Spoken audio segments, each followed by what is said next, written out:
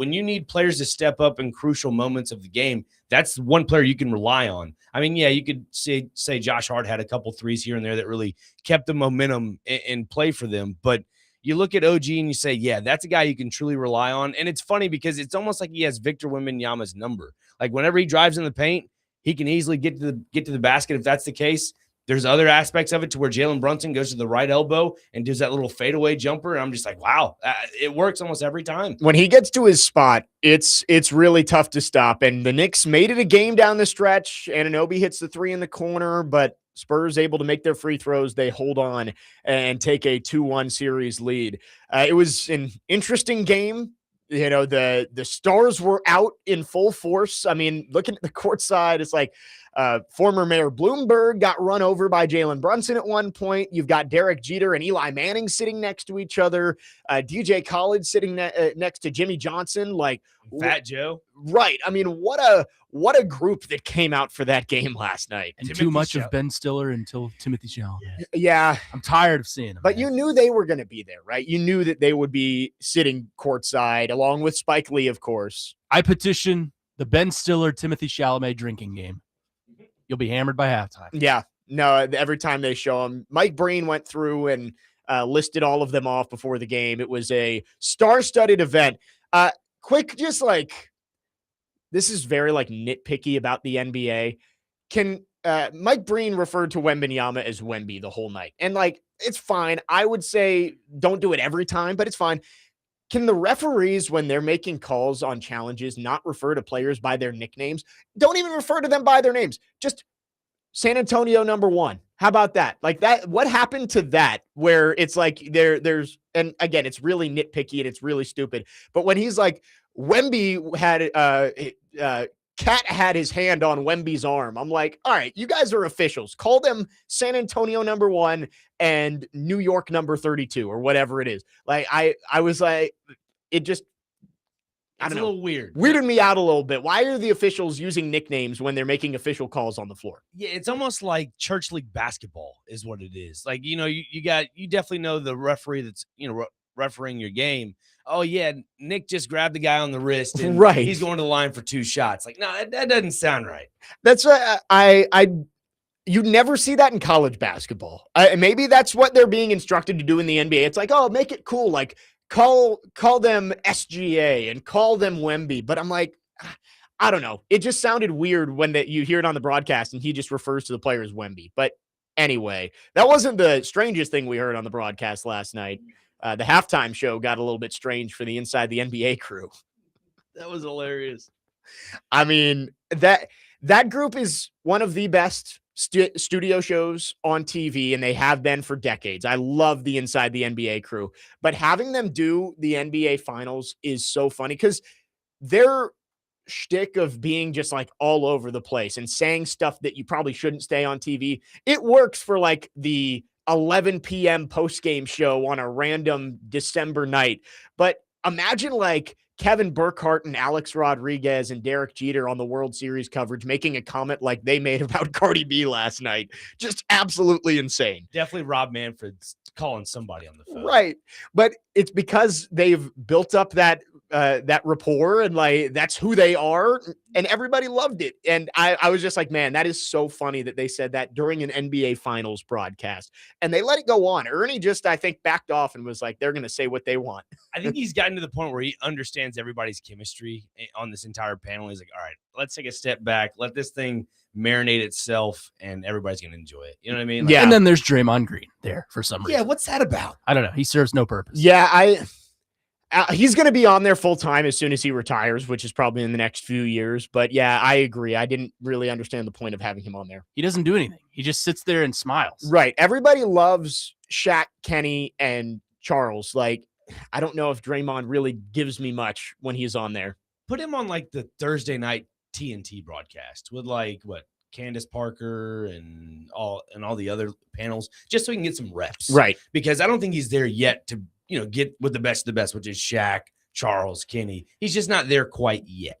Yeah, I would agree with that. I think I think he will get there eventually. He does have personality, like he did the Kevin Hart roast, and like he was fine on that. But I I don't think that you need to add him to, like, if it's not broke, don't fix it. Why do you need to put Draymond in there when that group has been working for basically 15 years at this point? So He's like Gronk on the Fox broadcast. Yeah. Like he doesn't fit. yeah, they need to start playing jokes on him like they did on Gronk, where they made up that tight end and just wanted to see if Gronk would go with it or not.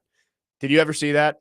I assume he went with it. Yeah, he's not that smart. they made a joke, and they were like making up a tight end who plays on a team and just wanted to see if Gronk would go with it, and he did. He was just like, "Oh yeah, he's a really good player. Really like what he's been doing. He hasn't played much this year, but I really they should do that with Draymond too." It's like one of our part timers last night asked me who the quarterback before Cam Ward was, and I wanted to see if he would catch on with it. So I said Marcus Mariota. He ran with it. He was before, just not directly before. Not the one before, but he was before.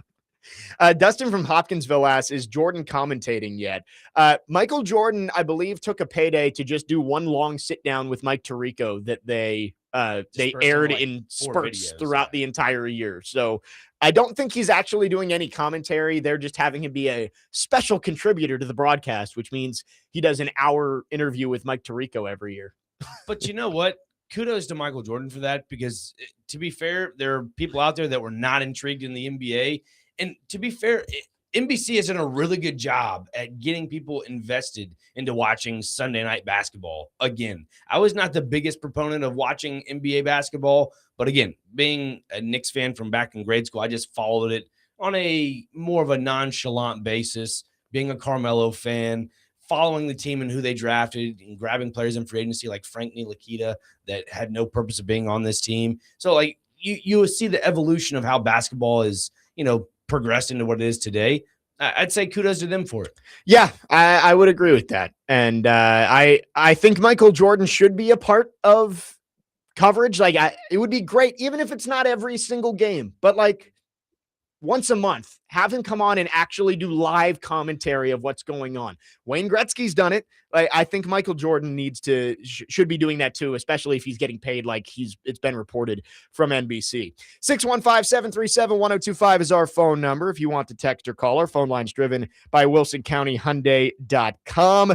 Coming up next, we will get into the Titans. They were back on the practice field yesterday, and we got to see a new face for the first time. Jermaine Johnson out there for the Titans. We will talk about that coming up next as he looks to take a big step in his second year post-Achilles injury back with the Jets. Jake Lyman, Nick Frazier, Connor Newt with you on your Tuesday morning. Next man up, 102.5 The Game.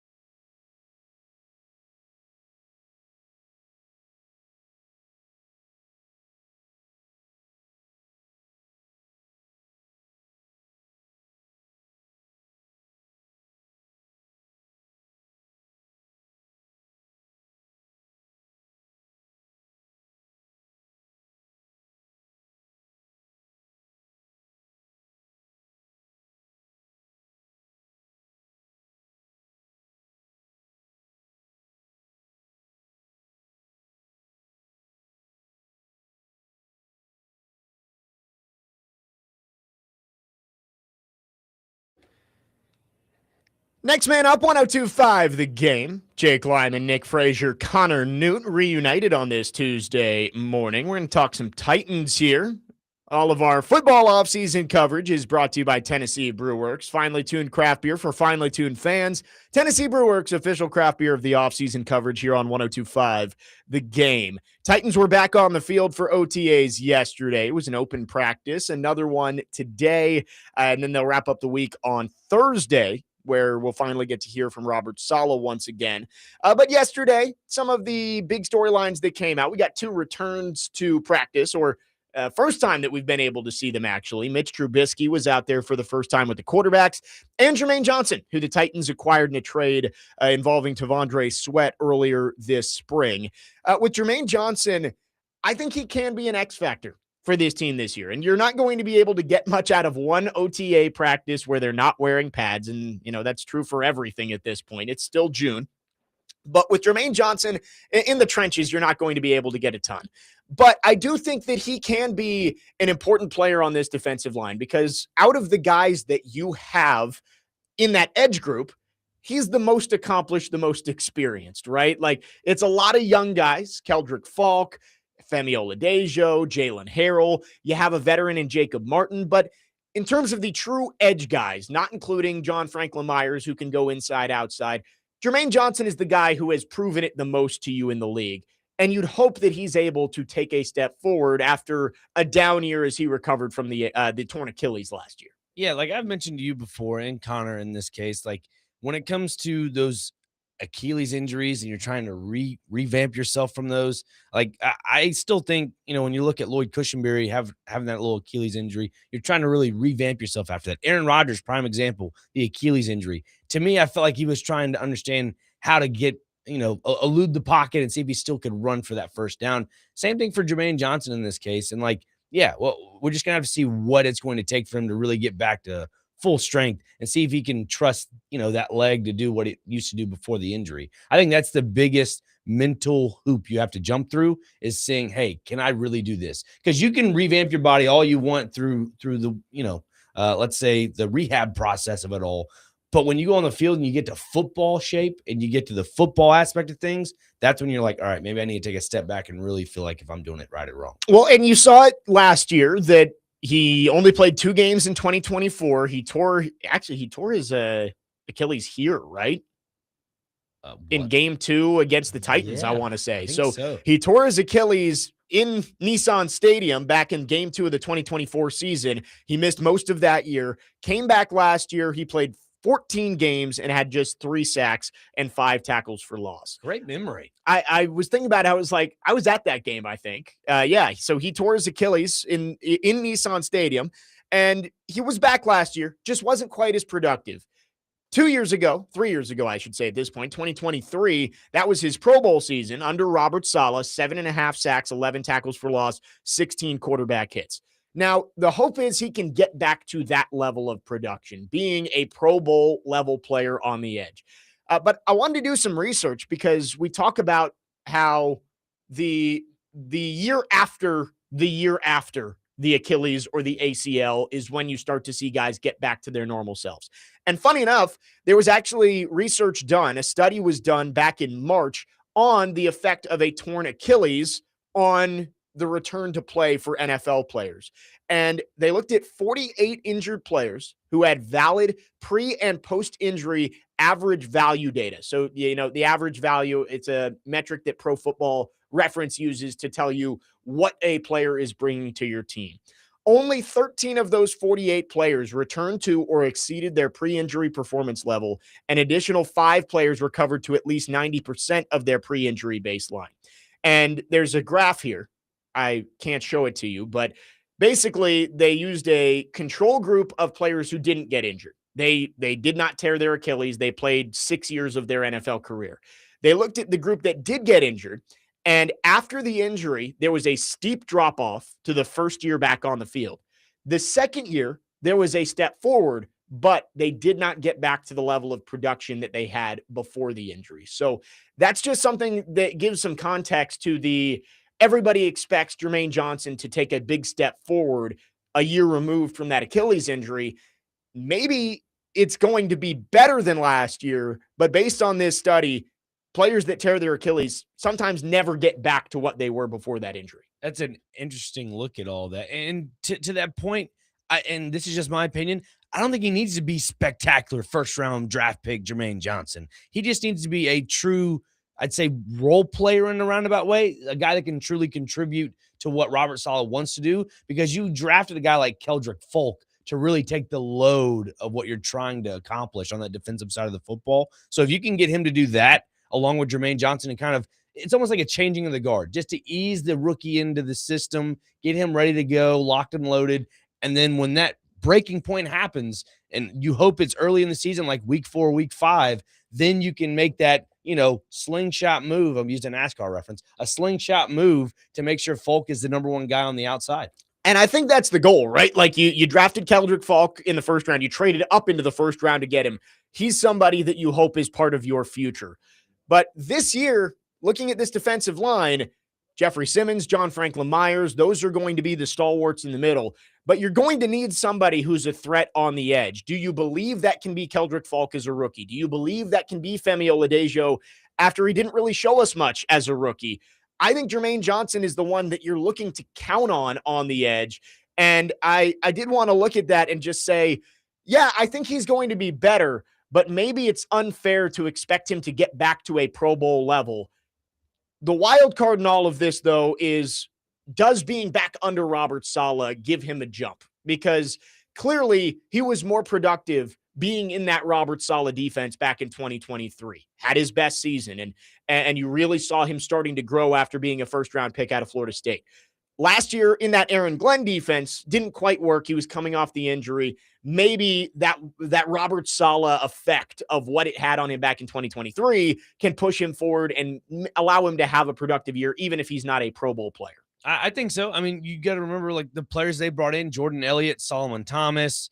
You already have Jeffrey Simmons there. You bring in John Franklin Myers. You go and draft Jackie Marshall out of Baylor, which I'm very high on. You go grab players that have had, similarities within this defense, along playing with Robert Saleh in this case. I think if those guys pick up the slack, it allows Jermaine Johnson, like I was saying earlier with Keldrick Folk and how they could overlap, it allows Jermaine Johnson to ease back into things. And even if there's certain situations where Saleh's saying, hey, we can put you in this package here, then that would be more of a suitable, I guess, situation for a guy like Jermaine Johnson, where he's not forced into everything on a consistent basis. Yeah, and Robert Saleh has said that he doesn't want his players on the defensive line playing 80% of the snaps. He's going to rotate them. So I do think Jermaine Johnson, I think Johnson's going to be the top guy on the edge.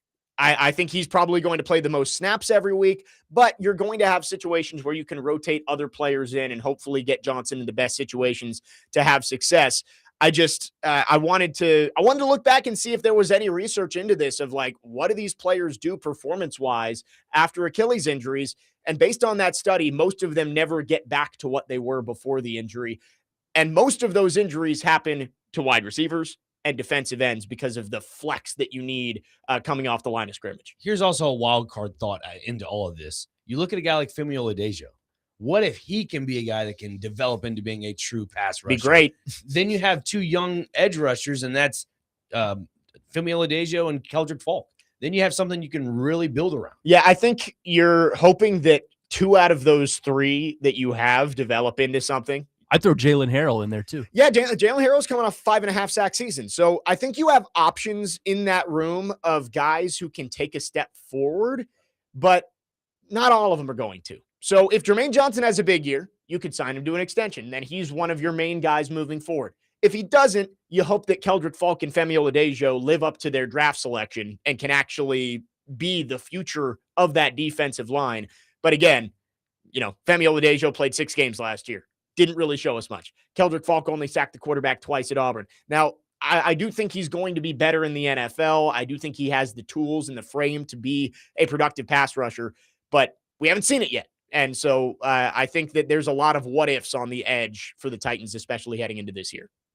100%. I mean, it just, to me, as long as the interior defensive line can take up the bulk of the pressure, that's just going to take a lot of stress off the shoulders of not even guys like Jermaine Johnson, but like Keldrick Folk, prime example. 615-737-1025 is the phone number. Dustin from Hopkinsville says he'll be fine. He's not taking any seed oil. So there you go. He'll be doing good. that. Jams I hear are pretty good. Yeah, they're the new The peanut butter sandwich. yeah, the official peanut butter sandwich of the NFL. It's going to be hard for me to break away. I'm an Uncrustables guy. You're an Uncrustable. Yeah. I haven't tried the jams yet, but maybe I have to. And they're seed oil free apparently. That's what I hear. That's what I've heard too. I can't find them on Amazon.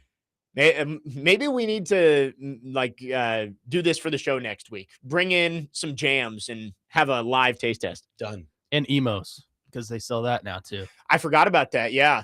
I got to try that when we went to Missouri a couple years ago. What'd you think? It was good. It was good. It's like thin crust pizza. Like it was good. You know, not my favorite type of pizza, but I definitely enjoyed getting the chance to try it. Cheese is nice and creamy. That's the Provel cheese from Wisconsin. Yes. Only can buy it in St. Louis. I buy it by the loaf, by the way. Well, I'm excited. 615-737-1025 is the phone number. Today, the Nashville Sounds take on the Durham Bulls at First Horizon Park. First pitch is at 6:35, and you can catch all of the action on 94.9 The Fan, presented by Twin Peaks Family Leisure and Social Cantina. Jake Lyman, Nick Frazier, Connor Newt. Sorry, I'm easy. It's force of habit. Jake Lyman, Nick Frazier, Connor Newt. Next man up, 1-2-5 the game.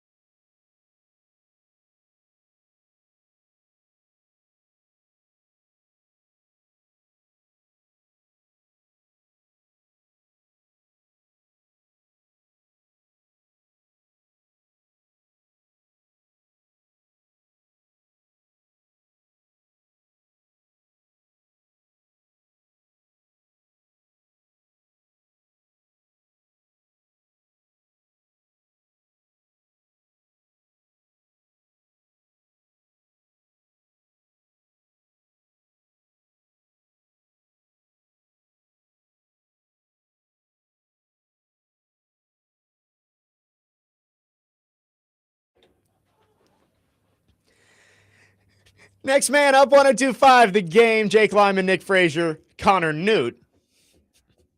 There you go. Got it right that time. Dr. Crane vibing to this one. I mean, Is this Kojo? yeah. We're going all country today, folks. They won't let me play it on DVD, so I'm doing it today. Well, I was going to say, Yes. I don't know if you heard Joe Rexroad saying that he had to listen to 4 straight hours of country music with his daughter driving to Virginia. Good. So keep listening, Joe, if you want to hear more. Yeah, Joe, enjoy the country music. You live in Nashville, not in Detroit. Tennessee. Yes, you got to love Tennessee, Joe. We And love also- Elvis.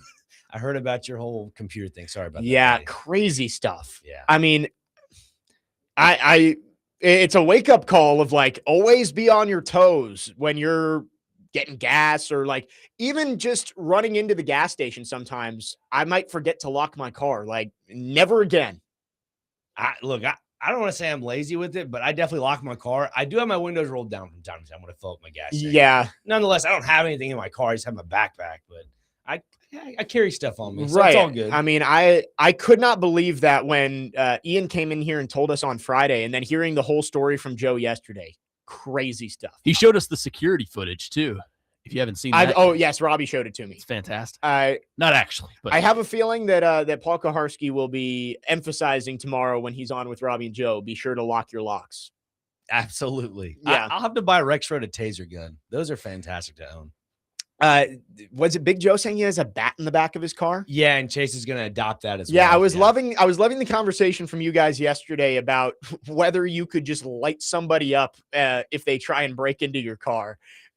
I believe Chase got very sensitive. if there, you're too. inside your car, it works. I think outside your car, I don't think so because you're not on your own property. Yeah, well, that's what they said. The Castle Doctrine applies to cars, which I did not know that. Yeah. But is it like if they're inside their car, or if they steal, like I would understand if somebody just hopped into the passenger seat of your car while you're sitting at a red light or something like that. Sure, but It's definitely a gray area. Yeah, That's I why don't know. I think a taser gun would work yeah, best. let's go with something that's gonna immobilize but not physically harm. This Channel- is some GTA stuff. I we mean, got right here. Channeling your best Dwight Schrute right now, making a citizen's arrest would be fantastic. Deputy Sheriff's Department. 4312 says it's called sliding, which I did not know. And it happens all the time in Nashville. He says they are normally armed, so it's better he didn't catch him. Okay, so we'll put that out there. Do not engage. They're just gonna leave it in a Walmart parking lot somewhere. You gotta go out and find it. Anyway, 615-737-1025 is the phone number. Let's get back to the defensive line here, because with Robert Saleh, that has clearly been the focus this offseason, with Robert Saleh coming in as the new head coach. Mike Borgonzi, and I'm sure Saleh had input on all of those decisions, said, we are going to build up a deep and talented defensive line. And Jermaine Johnson, to me, is that linchpin for that group. I feel really good about the top end talent and the depth on the in the defensive tackle group. But on the edge, it's like, yeah, there's a lot of options, but you need somebody who's going to be a threat out there that takes the attention of the tackles and takes the maybe gets a double team every once in a while and opens up more opportunities for Jeffrey Simmons and John Franklin Myers. Those guys aren't going to be able to win every single time. And even when they do win, you're going to need your edge group to be able to clean things up. I think Jermaine Johnson is going to be the key there, because he is the only real productive, experienced veteran you have in the defensive end group. Yeah, and I mean, I know this is more interior defensive line, but like I mentioned last segment, Jackie Marshall, if you look at his size on paper, he's almost identical to the size of Jeffrey Simmons. 6'3", 306. I believe Jeffrey Simmons is 6'4", 305. I mean, those are almost identical, comparisons. I'm just curious if he's going to have that same production. And I mean, honestly, you don't even need the same production as a guy like Jeffrey Simmons to create double teams or whatever. Just be a serviceable defensive tackle where you can grab another defender saying, hey, we need to double team this guy here instead of Jeffrey Simmons. I mean, that's what they try to do with Tavondre Sweat, but it never worked out, I guess, because Tavondre Sweat wasn't as athletic. And also, too, I think teams figured out that they can easily wash him down into a block. They can wash him down into the guard. They can wash him down way down the line if they want to. And then that just left Jeffrey Simmons double teamed once again. Yeah, Simmons can't do everything himself, and bringing in John Franklin Myers gives you that running mate on the interior of the offensive or the defensive line. I don't think you need anybody to be a 10-sack guy outside of Simmons. Like Simmons, if he is your leading sacker, that's perfectly fine. I don't need Jermaine Johnson or Keldrick Falk to put up 12 sacks this year, but I'd like each of them to put up like 6 to 8. I'd like to see Femi Oladejo get 4 or 5. I'd like to see Jacob Martin and Jalen Harrell get 3 or 4. I think that's what Robert Saleh wants. You're not going to have a Myles Garrett where like you don't have that player, first of all. And I don't think that's how Robert Saleh likes to run his defense, where it's like you're relying on one guy to go make the plays. He wants them to hunt in packs. And so maybe you're not going to have a ridiculous all-pro level season from one of these guys, but you'd like to have production from all of them. And the edge group, it's a lot of question marks right now. I don't know if there's anybody that I'm super confident in between Johnson, Falk, Oladejo, Martin, but you need at least 1 or 2 of them to get to that 7, 8 sack kind of production if this team is going to be able to affect the quarterback the way it wants to. Yeah, and obviously when you look back at the college, resume of Keldrick Falk, definitely was a bull rusher. Definitely a guy that just went kind of right at you. Yes, the sack numbers are not high, but you know what you're getting for production purposes. And I get where you're coming at when you're trying to figure out who's going to be that sack guy from the edge groups. On paper, it should be a guy like Jermaine Johnson. We just don't know with the whole Achilles thing, like the stats you brought up.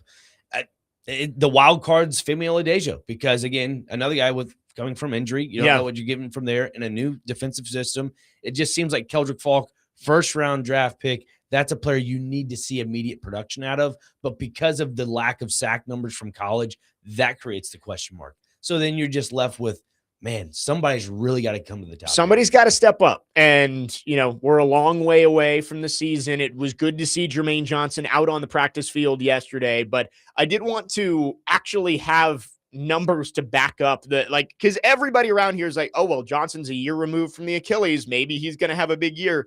I wanted to look and see if that's actually how it works. And yes, there is, I would say the steepest improvement that they had in this study was from year 1 post-injury to year 2 post-injury. But even at that point, the production was still significantly lower than pre the Achilles tear. So that's something that you have to keep in mind is that, Jermaine Johnson should be better than he was last year when he only had 3 sacks, but maybe expecting him to get back to Pro Bowl level like he was in 2023 could be a stretch. And also, too, he's not 30. He's 27.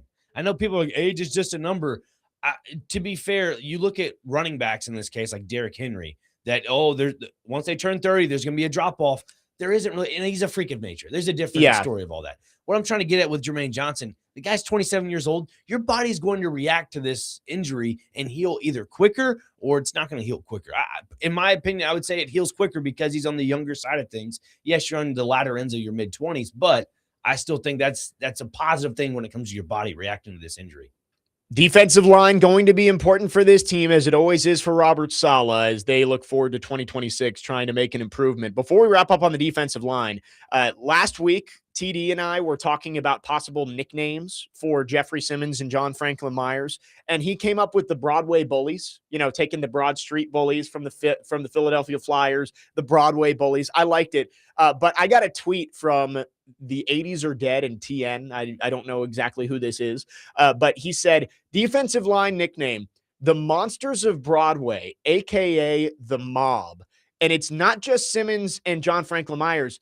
They're is it Capos? I haven't watched Sopranos in a while here. The Capos, it will be a syndicate of players in a constant rotation. The Titans defensive line, the Monsters of Broadway, a.k.a. the Mob. I'd be all right with that. And you got the capos of Simmons and JFM. I'd be okay with that. I thought that one was great. Well thought of. I retweeted back at it. I was like, that's fantastic. We need to start this. The Mob is coming, all playing 60% of their snaps. Mike Borgonzi facilitates the chicken parm sandwiches at halftime. Yeah, there you go. They got a young quarterback. Yeah. Mike Borgonzi is the boss.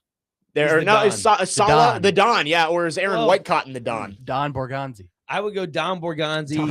And then if you look at Robert Saleh, he's probably the consigliere. He's the Tom Hagen in this situation. If we're going Godfather realm, he's the Tom Hagen of all this. Because let's look, Borgonzi is the Don of the family. Okay. Yeah. And it just sounds Saleh- better. Yeah, Don Borgonzi. Borgonzi.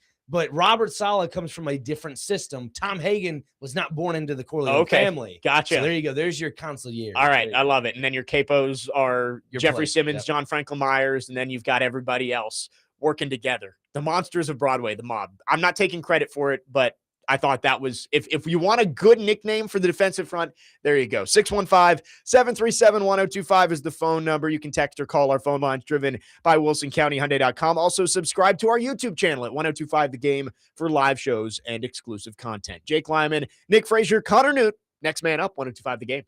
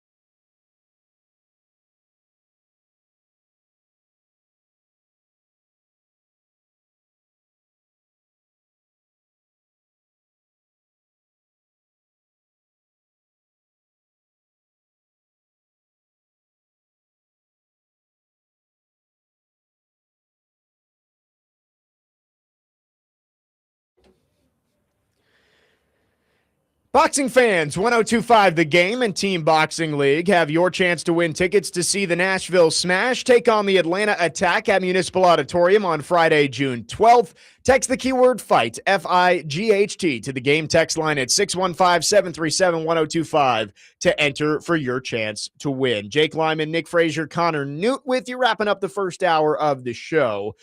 Coming up in the second hour, we will get into some of the Brendan Sorsby stuff. We talked a lot about it yesterday, but there's been some new developments over the last 12 hours or so. So we will get into that. But did want to touch on the College World Series. It is we are heading towards Omaha. We have our 8 teams, 5 from the SEC, North Carolina, West Virginia, and Troy have all made it to Omaha. One bracket in Omaha is all SEC teams. It's Oklahoma, Alabama, Texas, and Georgia.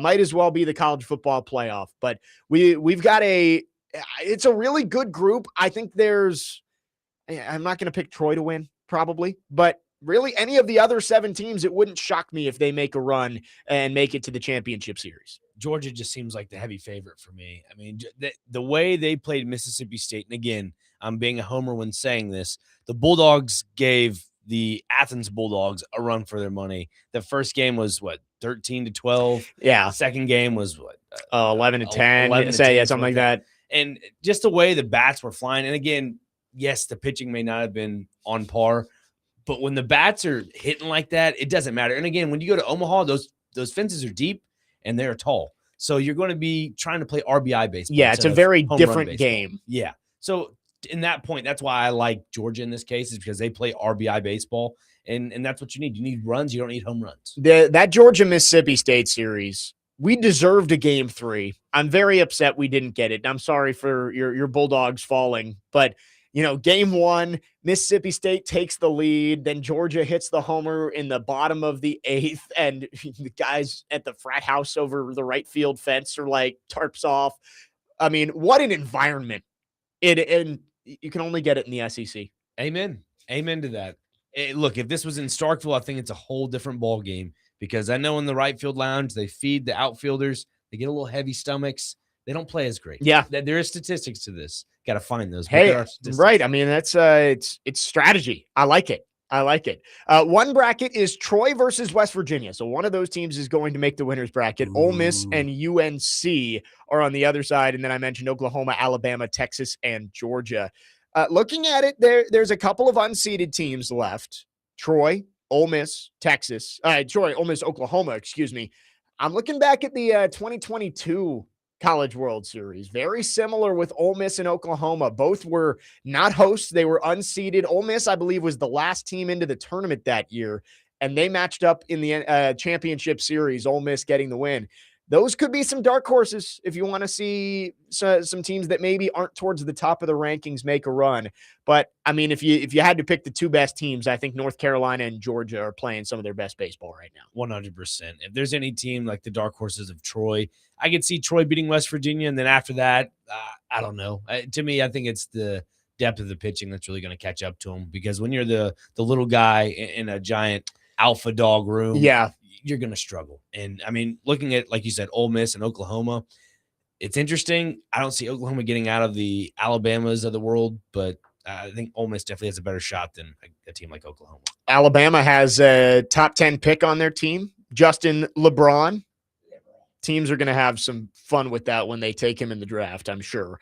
But I'm excited. Omaha is always one of the best weeks of the year. Troy trying to make a run. I'll be rooting for Troy. I just don't know if I believe in it. But we did see a Sun Belt team in the championship series last year with Coastal Carolina. And I don't know if you saw their head coach is heading to the SEC now. Yeah, to South Carolina. Kevin Schnall heading to the SEC. So the SEC is looking for its 19, 21, 22, 23, 24, 25, 7th straight national championship. So, and you got 5 out of the 8. So the odds are in their favor. At the very least, there will be an SEC team playing for the national championship because of the way the bracket worked out. So we will see. Get started Thursday, correct? Friday. Yeah. Yes. The first game is at 1 p.m. Friday, and it's West Virginia, Troy, followed by the 6 p.m. game, which is North Carolina, Ole Miss. And then Saturday unfolds with Alabama, Oklahoma, Georgia, Texas, and then whatever else plays out. Well, even more important than the actual games on the field, we should start getting updates from the Rocco's Jello Shot Challenge any day now as teams start rolling in. That's right. West Virginia's the underdogs there. You think so? I think they're the dark horse in that There, area. so I'd have to go do some research on what these teams have done. I know Alabama hasn't been there since they started the Jello Shot Challenge. I was watching a video where the manager or the owner, the guy who does the social media stuff, said Texas only had like 300 the last time they came. The record is in like the tens of thousands. Probably set by like LSU or something. Yeah, like that. well, yes, of course. It's probably LSU. I think Oklahoma, dark horse, in terms of just like closeness to the city. Like it's not too far of a drive for them to make it to Omaha. And then, of course, Ole Miss has to be talked about. Georgia's got to be talked about. I agree with you, though. I think West Virginia deserves its flowers. I think their fans are going to show up and show out. Does Keegan know my team of teams is in Omaha right now? Oh, yeah, that's true. Since I'm a diehard You're Ole a diehard Rebs fan. That's probably where Coach Newt's going to be an offensive coordinator here in a couple weeks. There you go. But, yeah, since I die on the hill of Ole Piss. There you go. Going to be a fun week and a half. $5 for a Jello shot? Yeah. Yeah. People paying some money. But you'll have like what's the name of the Raising Cane's founder? He goes there when LSU goes because he's a big LSU guy. And he would buy like Todd Graves. He would buy like 30 trays of Jello shots and just hand them out to LSU fans. And so that would be why it helps them get that number up. And like I think Livy and Paul Skeen showed up for a game last year and they bought a ton. So it's still $5. Right. That's the Biggie Mac meal right there. Right. For a Jello shot. No thanks. 615-737-1025. 4312 says if Arizona State ever made it, they would destroy the Jello Shot Challenge. Now they've been there somewhat recently, right? But 21? No. 2019. Maybe I'm just thinking of like the Torkelson year when he was the number one pick, but there wasn't a tournament that year. Yeah, I don't know. But I don't know when the Rocco's Jello Shot Challenge actually started. Like, I think it's moderately new. And who is Rocco? Yeah. All the questions that we're looking to answer here on Next Man Up. 2010 was their last appearance. Okay. I think that's pre-Jello Shot Challenge. Yeah. So, yeah, we'll see. Maybe the Sun Devils get there at some point soon. They do have a good history of baseball there. 615-737-1025 is the phone number. Coming up next, we're going to talk Brendan Sorsby because that is the story of the week around the country right now. We talked about the initial fallout yesterday during the show, the appeal process, all of that. But the backlash from around college sports has been crazy to watch. We will dive into all of that coming up next in hour number 2. Jake Lyman, Nick Frazier, Connor Newt, Next Man Up, 1-2-5 the game.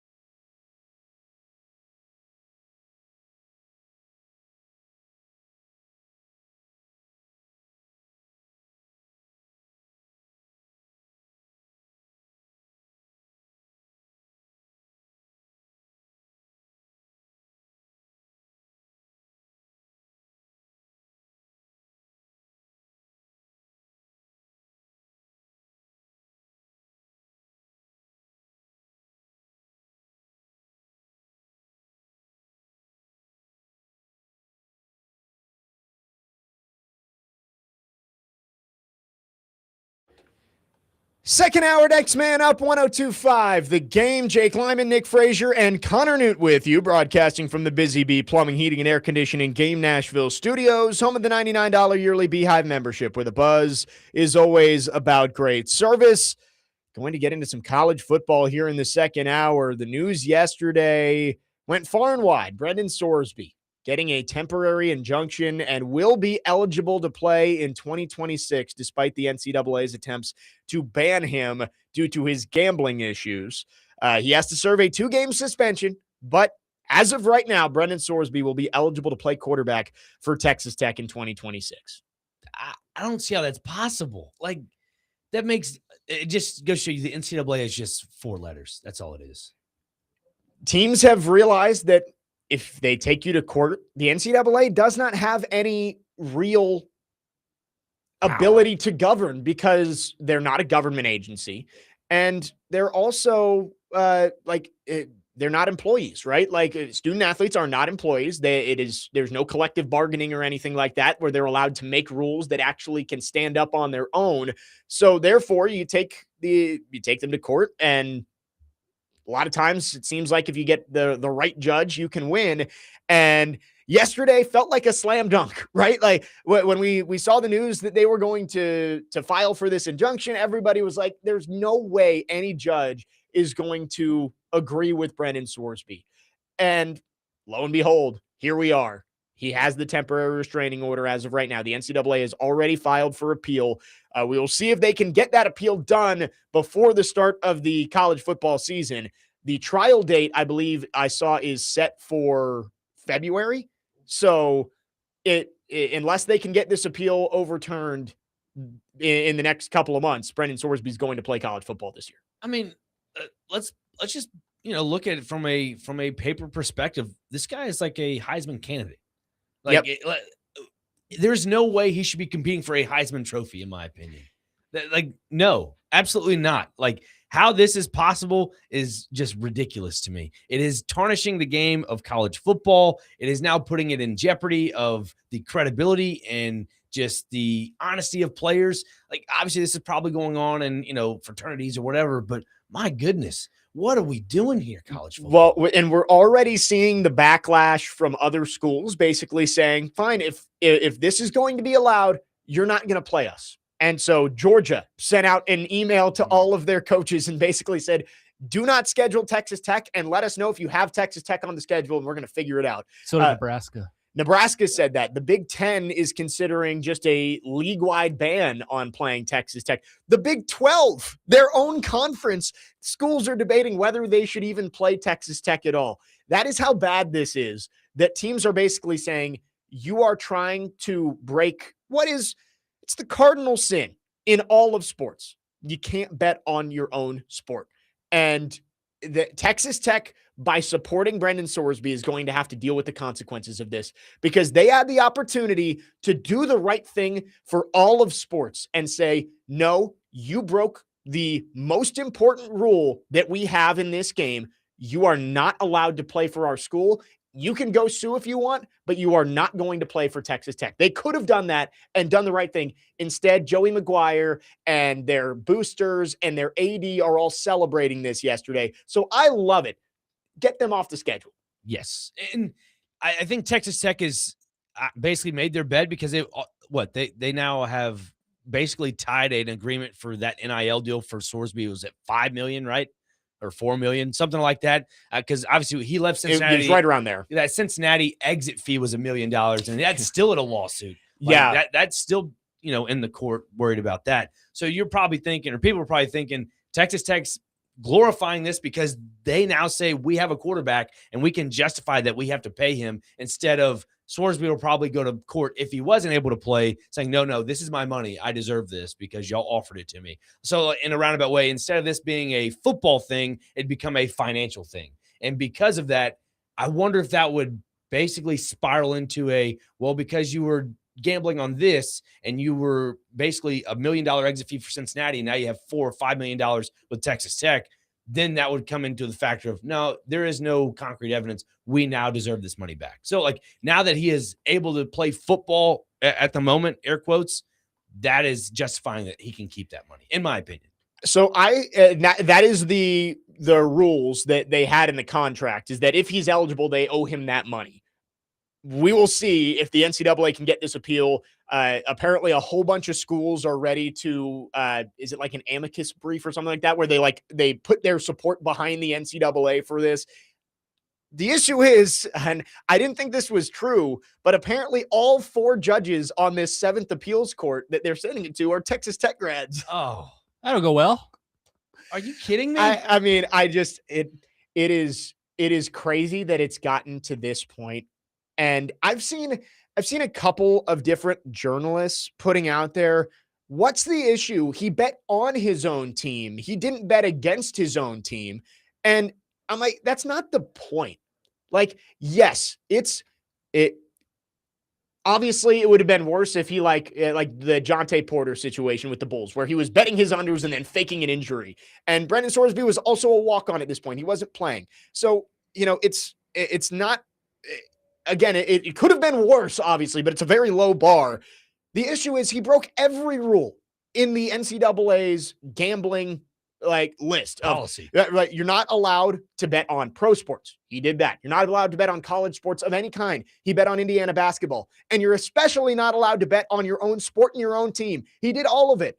So the NCAA is fully within their rights to ban him.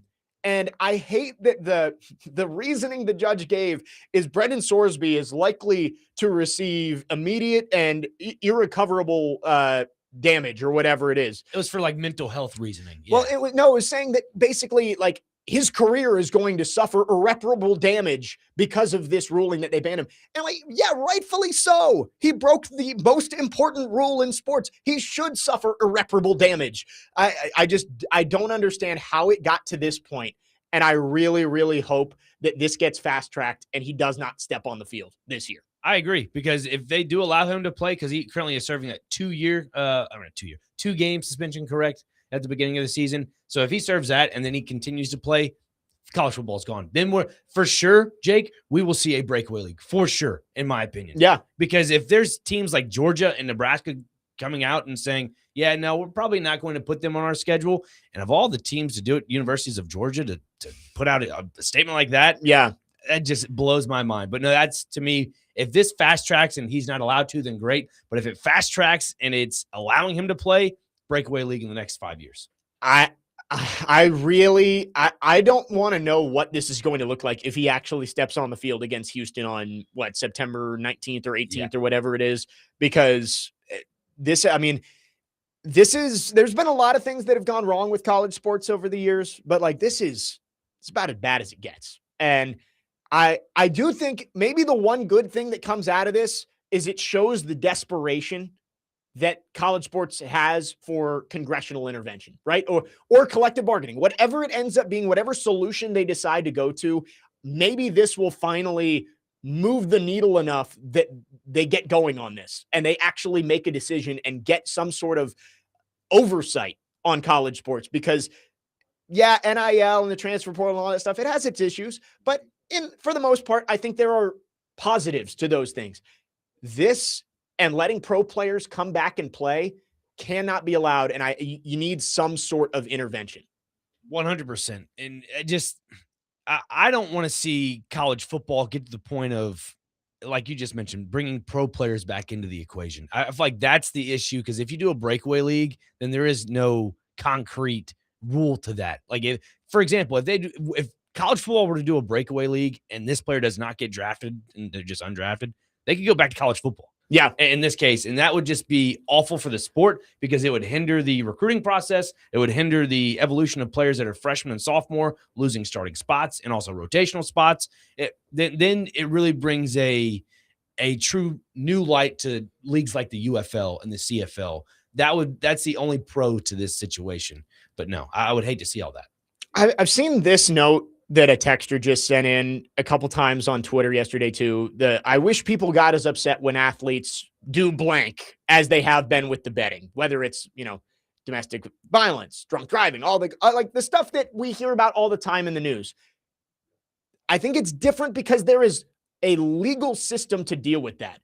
Rashee Rice is serving jail time right now, right? For what he did. Like that, there is a legal recourse to punish those people and players for what they did. I don't know exactly if Brendan Sorsby broke any laws. Like I actually don't know. I'd have to look it up. But like, because this is just a rule set by the NCAA, the legal system letting him go it's ridiculous. And there is no legal recourse to punish him for this. That's why people are upset about it, because yes, of course, what those other things that we mentioned, way worse than what Brendan Sorsby did. But in terms of the impact on the overall sport and the game, this is about as bad as it gets. 100%. And you look at, let's say, the other aspect of it, like the substance and abuse policies for these professional leagues, there is a program for that type of stuff. Well, right. You look at the NCAA in this situation, there's not really a program for this. It's just rehab. And it's the situation of getting his addiction situated in a roundabout way. Well, right. And that's like the collective bargaining I'm talking about. I don't know if that's the right solution for college sports. I don't know if it's congressional intervention. Like they're sorting through all that right now, but you need something, because this being allowed to happen is only because the NCAA's rules can be challenged in court. And if you had collective bargaining, the players have to agree to all of these stated rules, and the NCAA can say, you agreed to this, therefore we can ban you if we want to. Same thing if Congress intervened. They would have legal backing to make these rules stand. Right now, they don't. And that's the issue that we're running into. 615-737-1025 is the phone number. We'll continue to take your reaction on the Brendan Sorsby situation. And I want to talk about, just like looking ahead a couple months, what is this season going to look like if he does play? Like, is Texas Tech one of the biggest villains in college sports ever if he's on the field this year? And what if he has a good year? What happens then? We'll talk about it coming up next. 615-737-1025. Jake Lyman, Nick Frazier, Connor Newt, next man up, 1025 The Game.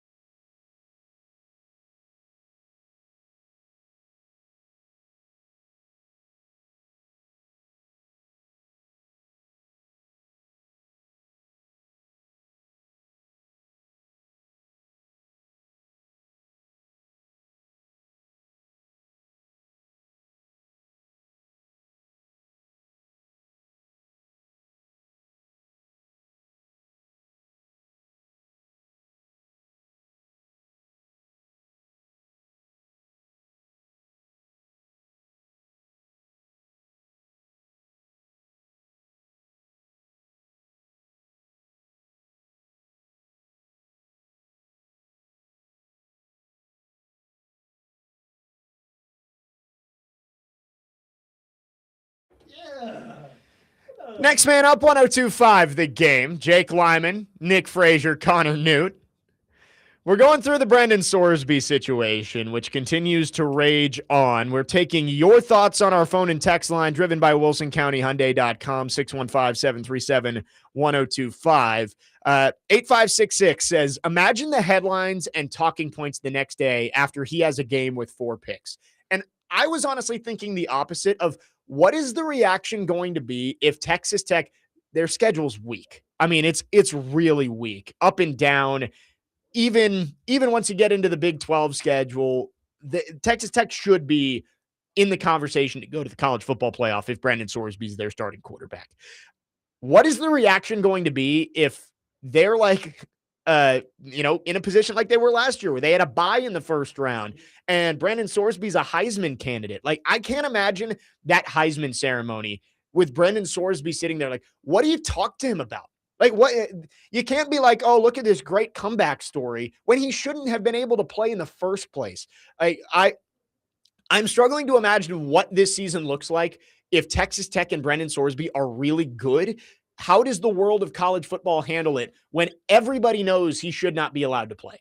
I mean, it's Georgia 2.0 with these players that get, in trouble off the field for their driving situations. Same thing for Sorsby. Obviously, it's a different, subject matter of it all, but that's how it's going to be treated. And like you mentioned earlier, if he throws 4 picks on his first game back from his suspension, everybody's going to be saying on national media, saying, this guy should have won in the supplemental draft. He's a joke. It's not worth watching him play at Texas Tech. They spent $4 or $5 million on a quarterback that can't throw a football. Like, that's the big overreaction. But if he is really, really good, then, it's a weird situation. It goes to show you that college football is going to bend to the knee for really good talent.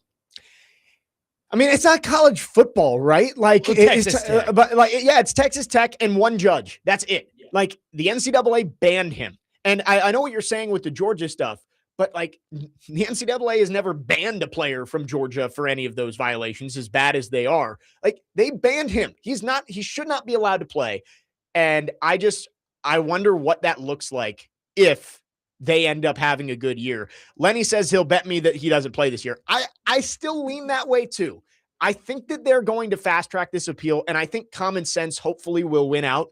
But the ruling yesterday does make things a much hazier than it seemed to be before, because you have to get the appeal done in the next 3 months, and you have to win the appeal, which, like, the appeal, it's not about the decision, right?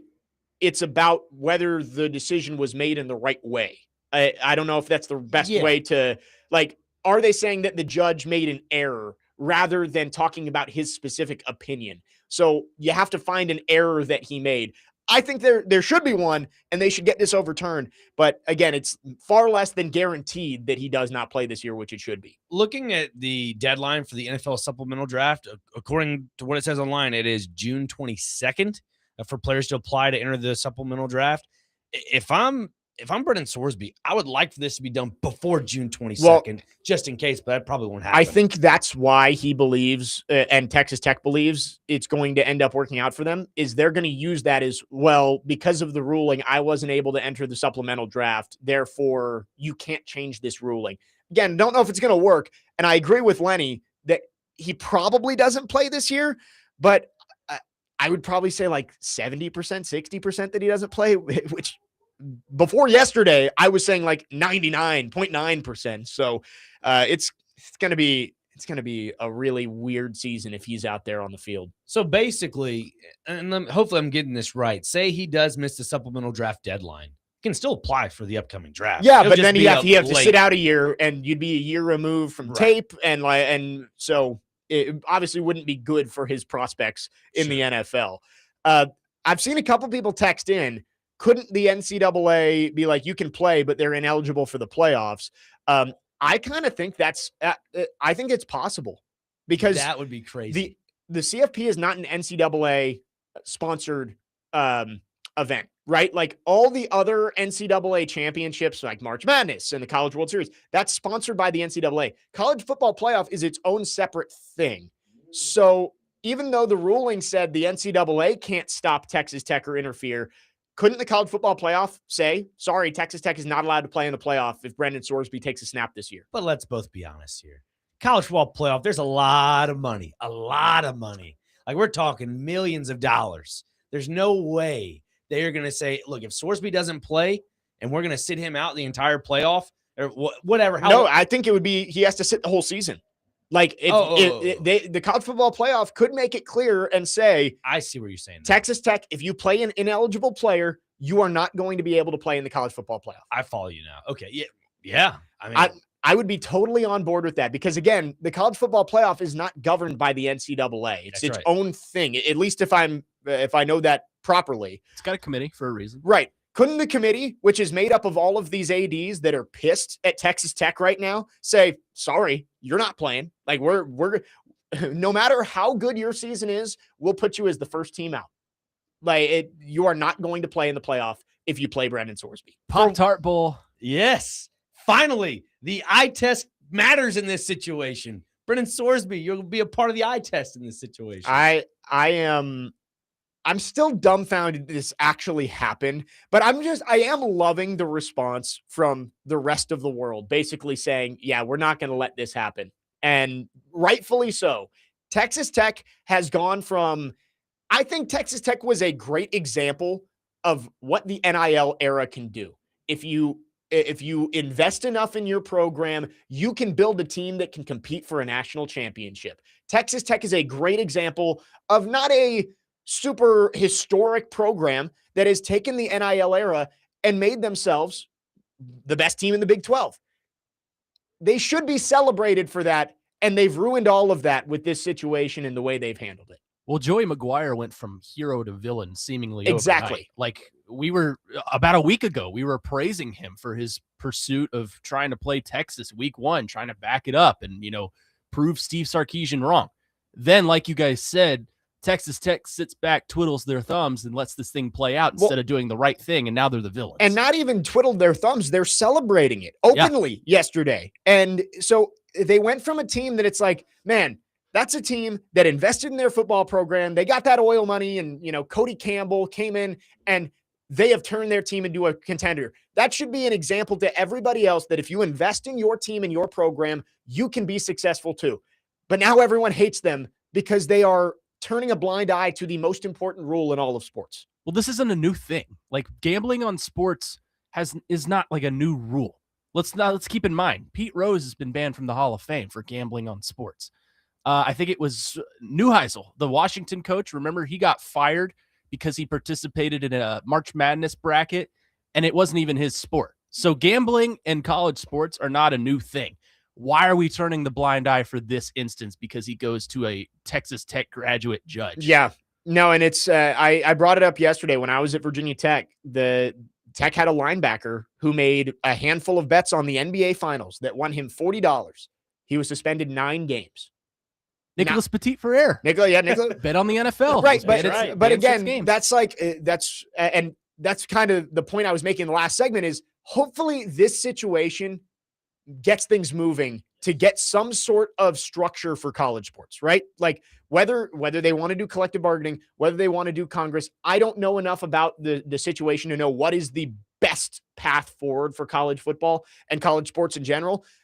But hopefully this situation will push everybody to go get something done so this doesn't happen again. You hope so. And I think a CBA would be a really good opportunity for college athletics as a whole to just get a good grasp on having a concrete, I guess, rule book in a roundabout way. So if someone does violate something, they can be punished and not have to take this to a continuous course. Right. Like they need to find a way to stop everybody just running to local judges whenever they want something changed. Just like Joey Aguilar went to that local judge in Knoxville. Right, and it didn't work out. Yeah, but again, he was a Knoxville grad.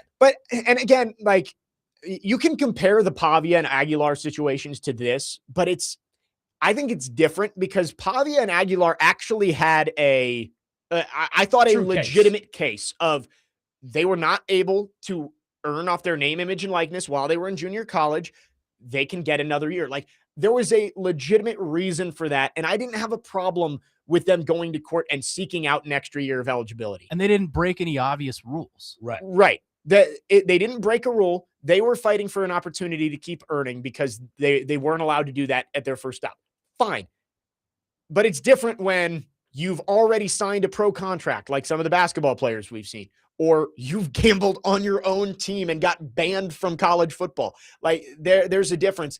Same process, but I think there are some of those cases where it makes sense. And I think it was why, like, you kind of celebrated the Diego Pavia win. You were like, yeah, take that, NCAA. But I've never seen more united support around the NCAA than I have right now. Like, the NCAA is not typically the hero in a story, and everybody is rallying around them right now. Just going to show you, everybody loves college football, and they love the pureness of it and not the professionalism of it, along with the, I guess, integrity that's been broken with Sorsby. Everybody wants that normalcy back. Yeah. And I feel like once you've cracked that with Sorsby, it's kind of hard to go back from that. It's hard to put the Band-Aid over that crack. Right. And if I'm the CFP, I am running with this opportunity. I love it. You get the PR of leaving the villain out, a team that's cheated out, because you're your own independent entity. If you get that good PR for yourself, I feel like a lot more people would be open to the ideas that the CFP brings to the table. Well, then also, too, it goes back to my point earlier about a breakaway league. If the CFP has their own, I guess, way of overseeing players, and if they can play and not play, to me, that would fast track a breakaway league more than it would keeping the current format. I would agree with that. While the NCAA does not operate the college football playoff directly, it sets the framework for eligibility and competition standards. So I don't know exactly how it would work, but I'm looking. I do think if the college, and again, it doesn't even have to be, you don't have to have a reason to do it, right? Like, let's say Texas Tech goes 12-0. Committee can leave them out. They are well within their rights to leave that team out. It's happened before. Yeah. Florida State. Right. Notre Dame. For Notre much, Dame. You don't need a reason, right? If you're, I guess if they're the conference champion, it might get a little more hairy. No, probably not, because, you know. Do you just leave them unranked and Yeah. put in an extra Big 12 group of 5 team? Yeah. We're Yeah. taking the 5 best conference champions. Yeah. And 5? just rank one of the G5s over. And hey, I'm not a fan of the subjectivity of the college football playoff selection process, but I'd love it here if they were just like, sorry, we don't want you in. We're not going to put you in. We And didn't we don't bet ha- on you making it. we don't have to give you a reason for keeping you out, because we are the power in this situation. Creme de la creme of Right. college football. We can leave you out if we want to leave you out. And guess what? You're going to ask for an explanation. We're not going to give it to you. And then they'll go try to appeal to the NCAA. Yeah. And the NCAA will say, sorry. Let's just hope it doesn't get to that point. But I think it would be hilarious if they go like undefeated 13-0 season and the college football playoff committee said, sorry, you're not playing. It's just, you're at the door of the VIP lounge. Yeah. Oh, sorry. But I got a We're- wristband. There's a place down the street. It's called the Group of 5 playoff. You can Enjoy join that. the Duke's Mayo Bowl. 615-737-1025 is the phone number. We'll take your thoughts on this. We'll keep talking college football here in hour number 2. Who are some teams that you think could get into the college football playoff? We hope it's not Texas Tech, but is there anybody out there that you're looking at and saying, man, this could be a big year that could get them into the CFP? We'll talk about it coming up next. 615-737-1025. Jake Lyman, Nick Frazier, Connor Newt, next man up, 1025 The Game.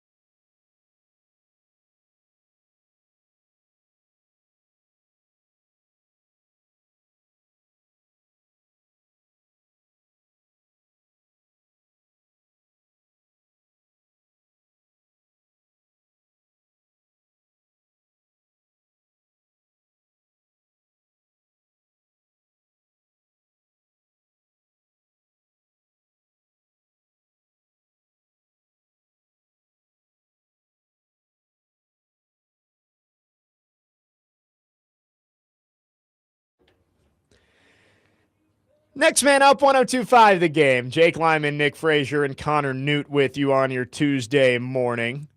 We've been talking college football this hour. We'll talk more Titans coming up at 11 a.m.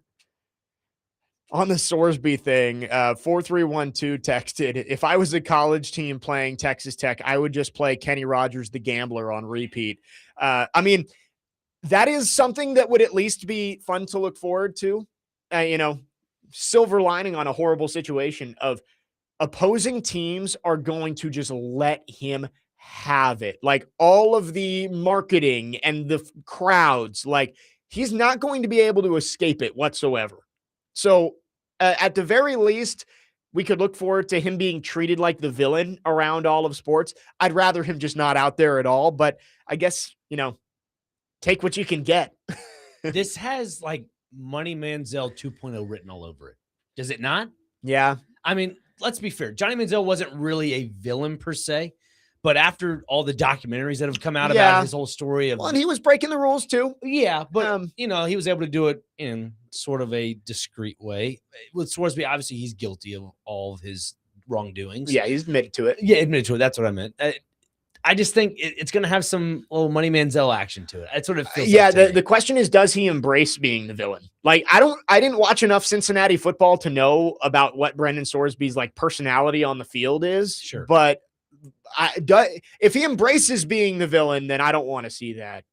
I want to see him struggle if he's out there. Yeah. Like, again, we talked about this with Parker. I don't want this to seem like I'm anti Brendan Sorsby as a person. Sure. I hope that he gets the help that he needs. And it'd be great if he had an NFL career and was able to rebound from this, but he shouldn't be allowed to play.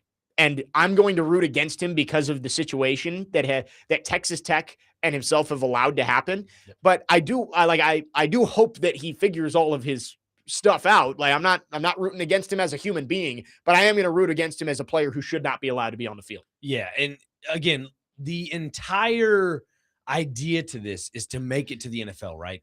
It's to create a really good resume for you. So a team in the NFL says, I want to draft that guy. Right. Well, that's the reasoning the judge gave was like he'd suffer irreparable harm because he wouldn't get the elite coaching that can only be held at a Division I institute. Like he should have thought about that before he broke the rules, right? Like there has to be consequences for your actions. Right. And that's what I was going to get to is that like when and if he does play, if that is the case, if he does play this fall, the idea of, like I said, with the Money Manziel action and maybe a 2.0, I could see him being the plain Jane, throw the football down the field, score a touchdown, walk off the field with no actions whatsoever. Because, again, that's probably the only way he's able to rebound to create a better image for himself to get to the NFL, if that is the case. That is a good point of if he does embrace the villain role, does that, even more than he already has, kind of dissuade teams from looking at him as an NFL quarterback? Because this is going to if he does have a good year, if he plays and has a good year and is a prospect for the NFL, he already is going to have a ton of questions to answer in all of those meetings if he wants to be drafted. I don't know if he wants to make more harm for himself by embracing that villain role, but he's going to have to deal with a whole lot of, if he is out there, he's going to have to deal with a whole lot coming his way. People are going to throw stuff at him. They're going to be yelling at him. I'm sure, again, the marketing team is going to have a ton of fun with it, with whether it's music or graphics or whatever it is. He's going to have to deal with a lot. And if he does snap and let it impact the way he's viewed by NFL teams, that could hurt him in the future. And when you look at other leagues like the UFL or the CFL, if Brendan Sorsby were in the situation of I'm going to play, if he is the case, he will play. If not this fall, the CFL should be just chomping at the bit for him. Well, right. Because this is a marquee player in college football, probably one of the best quarterbacks on paper, Heisman preseason. Yeah, he was one of the most coveted guys in the portal this year. Yeah. So if you're the CFL, you're thinking, look, if he doesn't make the NFL, let's give him all the money in the world. And again, you'll get taxed out the you-know-what in Canada because of the money conversion. Go out there and offer $10, $12 million and see what you can do with that. He could be the face of that league, and he can make more money than he probably will in the NFL. Yeah, I mean, the UFL and the CFL, that's what they're looking for, right, is the college stars who can't make it at the NFL level. Sorsby maybe would fit that bill. I don't know how this is all going to pan out. Again, as we talked about earlier, I'm hoping common sense prevails and the appeal gets accelerated and this gets overturned quickly before the season even begins. But I can't believe we've even gotten to this point. I would love, Pete Thamel reported that the Big 12 ADs are having a meeting today to talk about this. I would love if they iced them out. Said, if you play him, we will not play you. We'll take a forfeit, but you can go undefeated in conference play, but we refuse to play you if he's going to be your quarterback. I think that's the best way to take this matter into your own hands. Because again, the NCAA, by law, can no longer do anything to prevent Brendan Sorsby from playing unless they win the appeal. But that doesn't stop its member institutions from taking matters into their own hands and refusing to play Texas Tech. Yeah, currently on ESPN's website, there are 4 quarterbacks listed, and Sorsby is not on any of those. So they have one quarterback that's a senior, and the rest of them are freshmen. Interesting. So there you go. Yeah, 615-737-1025 is the phone number. We'll take your thoughts on it. We'll also talk a little more around the world of college football. Some dark horses for the CFP, if you've got any. Send those in. Again, 615-737-1025. Our phone line's driven by WilsonCountyHyundai.com. Jake Lyman, Nick Frazier, Connor Newt, next man up, 1025 The Game.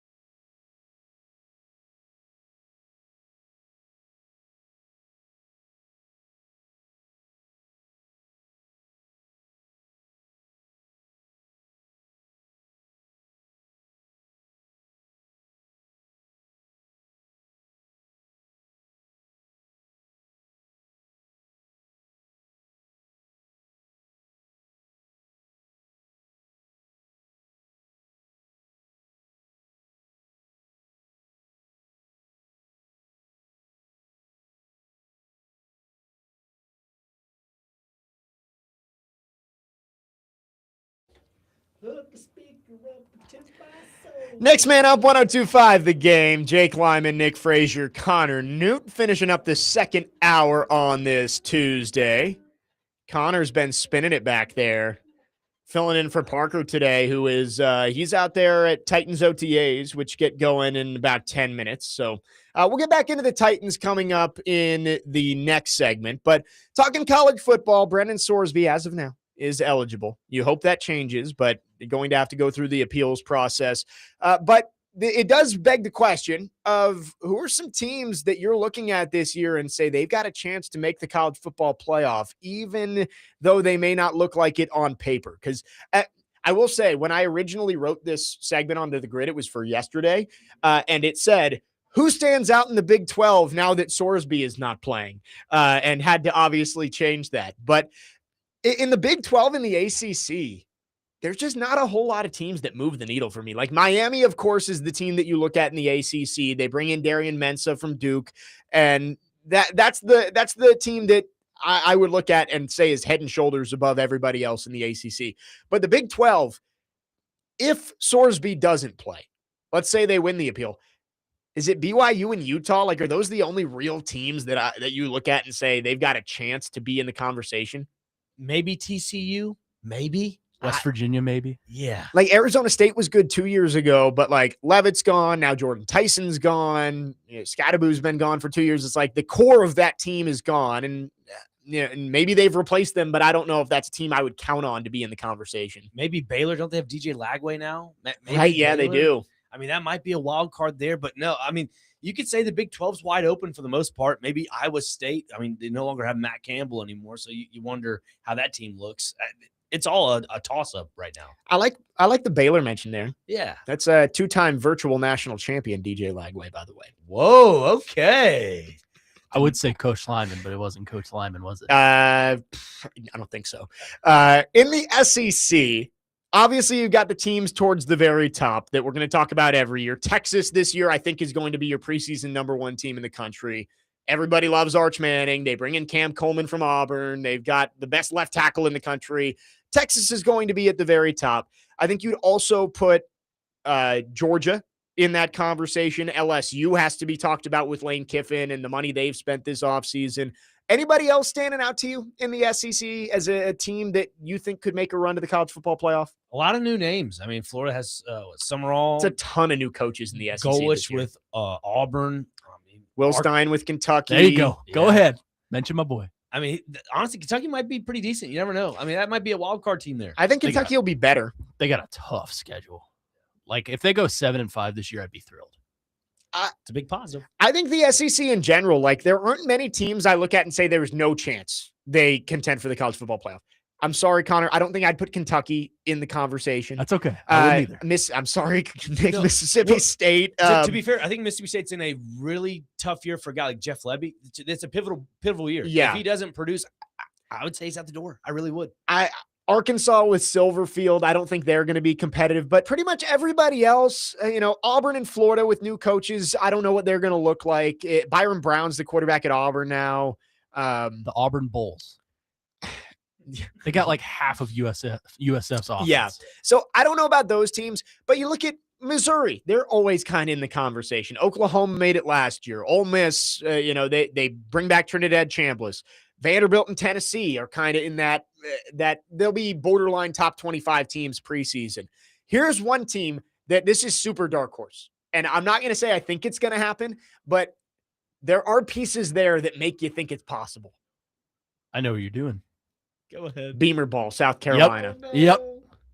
I knew you were going there. Again, I'm not. Don't do that to yourself, Jake. I'm not saying it's going to happen, but if I'm looking for a team that nobody's talking about right now, that at least has the pieces to be good this year, they got Lenora Sellers, who was hurt last year, didn't have his best year, but we've seen him do it before. We've seen him be a guy who can lead his team into the playoff conversation. He did it 2 years ago.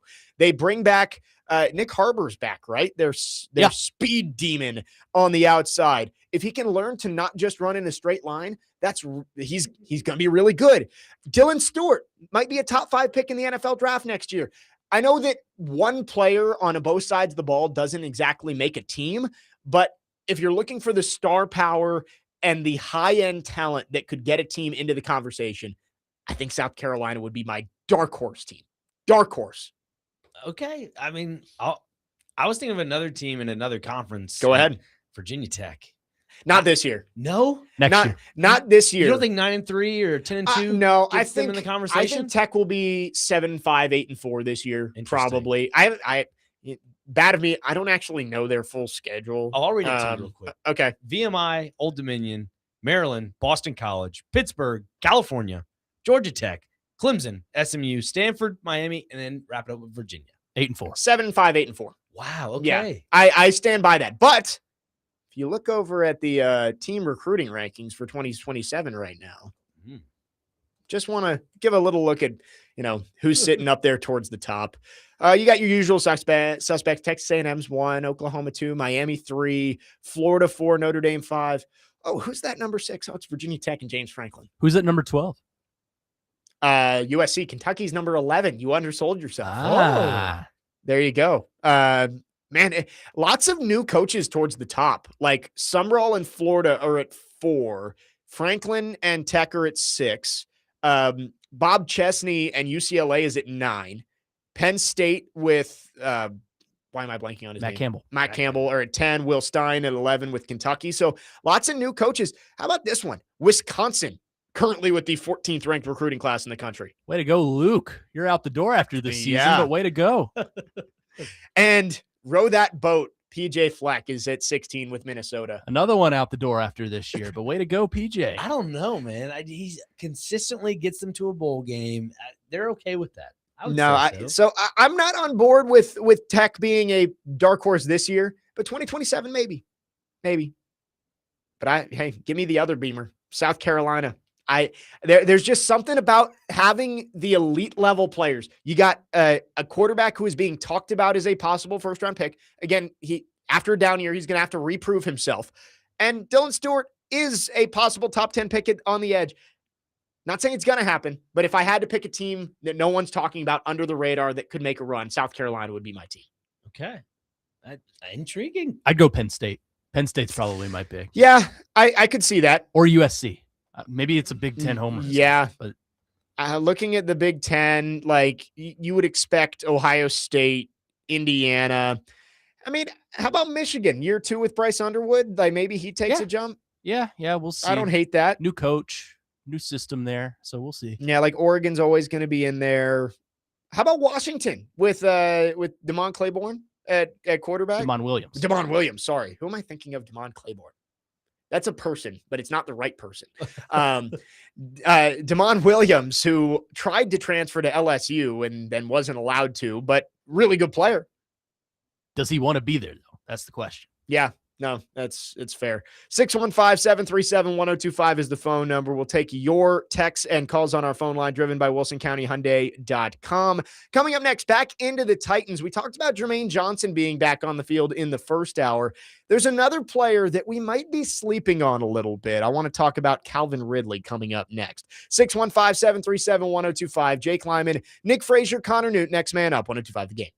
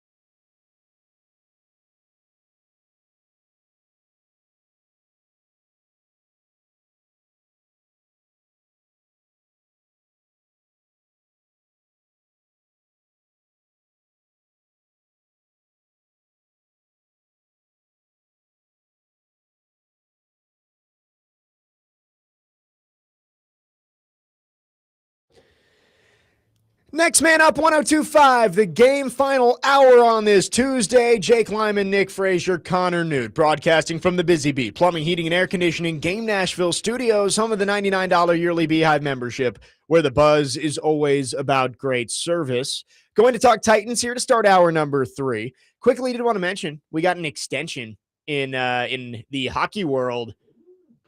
Big sexy Michael McCarron just signed a 6-year deal with the Minnesota Wild. Wow. Big payday for Michael McCarron. So Congrats. I mean, good for him. But does that mean Minnesota goes after a top center? Yeah, I don't know. I mean, he's Michael McCarron has proven himself to be a very valuable bottom 6 forward for you. And, the Preds able to trade him at the deadline. 6 years, $3.3 million a year for Michael McCarron. So congratulations to Big Sexy. I mean, hey, if he was with the Preds, it probably would have been something similar to that. But it's more than I expected Mike McCarron to get. But, that's the salary cap keeps going up. So are the salaries. That's how that works. Let's talk Titans here. Titans are back on the field at OTAs yesterday. Back out there today, I believe right now, have just gotten going over at Vanderbilt Health Sports Park. So we'll keep our eye out for any updates from there. They came out around 1 o'clock yesterday. So early afternoon should get some updates of what the team looked like in practice. And there was one player I saw yesterday. Again, this was a lot of routes against air, but, Calvin Ridley is back for another year. He took the $15 million pay cut to stay with the Titans. And I think we're maybe not expecting enough from him. He was a 1,000-yard receiver 2 years ago with Mason Rudolph and Will Levis playing quarterback for him for most of the year. And now he's not being boxed into a wide receiver 1 role where he has to be the go-to guy. He has to be your wide receiver 3. And I think for Calvin Ridley at this point in his career can be a really good wide receiver 3 for this team. Of course, it's about staying healthy. He has to be more consistent, cannot drop the ball as much as he did last year. But I do think that Calvin Ridley being slotted into this more of a role player type of role, I think this could be beneficial for the Titans offense as a whole to have him back for another year. Yeah, it could go 2 ways. One way is that his, like you mentioned, opportunities are going to be limited when catching the football, so you have to capitalize on that. 2, either teams kind of pick up on Wan'Dale Robinson and Carnell Tate if they end up having a really good couple of, let's say, 4 or 5 weeks in the NFL, then guess what happens? Calvin Ridley's going to get more targets that way, and he has to capitalize on catching the football. I think a lot of Titans fans and people that watched this team last year are scarred from the drops in that Denver game that kind of set the tone for the rest of his career so far with the not Two-Tone Blue anymore, but the Titans. I think with Calvin Ridley, it's going to be lower volume. I mean, Cam Ward was peppering him early on last year because he didn't really have anybody else he could trust. It's going to be lower volume for Calvin Ridley, but hopefully higher impact of he's going to make plays more often when he's not being featured as much in this offense.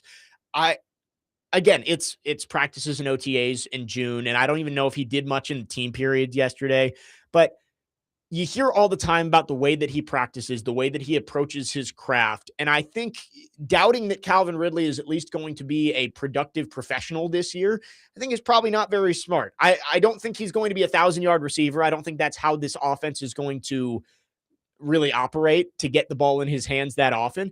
But I do think he's going to be much more productive than what we've seen that far down in the depth chart for the wide receivers. I mean, I can't even think of the last time the Titans had a wide receiver room this deep. It definitely was a while ago. I can't really think of one either. Now just think about it. I mean, like, for Calvin Ridley's sake in this offense with Brian Daboll, I see him, like you just mentioned, the wide receiver 3. And if that is the case, he'll be playing from hash to sideline. That's where I think he will get majority of his opportunities because he's a veteran, a well, thought out veteran with his feet. He knows how to get past the defender. Use the sideline to your benefit in a roundabout way. Yes, you can put him over the middle, but again, with a veteran like that, why do you want to put him over the middle and potentially get him, hurt in a roundabout way by a linebacker or a safety coming down the middle? You just don't want that. So I think for him, it would be better for him to capitalize on hash to sideline. With Calvin Ridley, you know what he needs to be? What is that? Pre-quitting the team, Rashard Matthews. Like that's what I want you to be this year, Calvin Ridley, is be 2017 Rashard Matthews. who had 53 catches for like 700 yards. I think that is being a role player. Rashard Matthews is the first player that comes to mind for me at wide receiver in terms of just like was never a star, wasn't even a guy that the defense has ever focused on, but he was just a productive player that you had on the field at all times that your quarterback could count on. Calvin really needs to be that. He wasn't that last year. Again, you brought in Carnell Tate with a top 5 pick. You got Wan'Dale Robinson, who had 100 catches and 1,000 yards last year. Those guys can take the volume targets. But Calvin Ridley, can he just be reliable when he's called upon? That's what I'm asking for. And I think you hope that the work he's putting in this offseason will lead to that. Yeah, and with the familiarity of Brian Daboll, too, obviously it was at Alabama when he was a tight ends coach. Yeah. But again, there's a little bit of substance to that where you can say, yeah, maybe that does play a factor into this when it comes to relationships and chemistry and style of the offense. I mean, you could definitely decoy a guy like Gunnar Helm and or Daniel Bellinger to open up more space for a wide receiver 3 opportunity like a guy like Calvin Ridley on offense. So there's a lot of tentacles on this offense to where you can open up anybody, which is a beautiful thing to have. They got lots of options this year on offense. I mean, the offensive line is the big question that we have, but I think in terms of weapons, you feel pretty good about what Cam Ward has at his disposal. Oh, yeah, 100%. And like guys like Chim Dike, who had a really good rookie season, Elk Manor in some cases. Like if Calvin Ridley's not available at wide receiver 3, I am fully confident in a guy like Elk Manor, who to me, I felt like developed throughout his rookie year and high pointing the football on let's say the edge of the numbers. Did a really good job at that. Those back shoulder, just high pointing the ball. Again, I'll reiterate. I've said this countless times in weeks past and months past. This team is going to be a fun team to watch in the red zone. You have guys like Alec Manor, Carnell Tate, and even Calvin Ridley, who are tall wide receivers. Like to your point on, have we seen a wide receiver room this deep? Have we seen a wide receiver room this tall? And this to the point of, have they been able to high point footballs in the red zone? I would say no. Yeah, they've got some options there, and that's a big question. They weren't very good in the red zone last year, so you need guys who are going to be able to catch the ball in the painted area and get you 6 points. I think Carnell Tate adds a lot there, and you're right. Like, out of the other options, I think Alec Manor fits the bill there of a guy who can high point the football. How much he's going to be involved, I don't know, but that's going to be up to Brian Daboll. You mentioned wide receivers like 4 and 5 with Chim Dike and Alec Manor. I just feel so good about the depth of this group of, even if there is an injury here or there, or even if Calvin Ridley isn't reliable, you have people that you think are reliable to step in. I went back last night and looked at 2020 and 2021, which I think everybody can agree in recent memory, those were the most productive passing offenses the Titans have had in a very long time. Tannehill was playing good football. They were able to get production through the air, which has been a struggle for the Titans for a long time. You know who the wide receivers, and I'm sure you're looking at the grid. Do you know who the wide receivers 3 and 4 were on the 2020 team? One of them was probably Mason Kinsey. Well, no. So he was a practice squatter at that point, if he was even on the team. But Chris Moore. Wide receivers 1 and 2 were A.J. Brown and Corey Davis. Okay. Yeah, so I know exactly. Yeah. 3 and 4 were Adam Humphries and Khalif Raymond. Yeah. You know how much production they had that year? They combined for 415 yards and 2 touchdowns. That's your wide receivers 3 and 4. 2021, your wide receivers 3 and 4 behind A.J. Brown and Julio Jones were Nick Westbrook-Akine and Chester Rogers. Chester. What a name. I forgot about him. But you got to remember, though, that offense was surrounded by Derrick Henry. Right. And you didn't need it. And you were still a productive offense because you didn't really need to throw the ball all that much. But you were efficient and you were productive when you did it. But even then, you didn't have this level of depth at wide receiver. Having a top 5 pick, a 1,000-yard slot receiver, Calvin Ridley, who's a veteran, 2 years removed from a 1,000-yard season, and then 2 rookies who flashed a decent amount in their rookie year, heading into their second year now. Like, there is at least a level of depth that I feel good about this wide receiver room, maybe better about the wide receiver room than I have in a decade for the Titans. I can't even remember the last time. And when it comes to the depth aspect of all this, you have guys in the past that have been, a part of the practice squad, like Bryce Oliver, Mason Kinsey, in this case, Xavier Restrepo.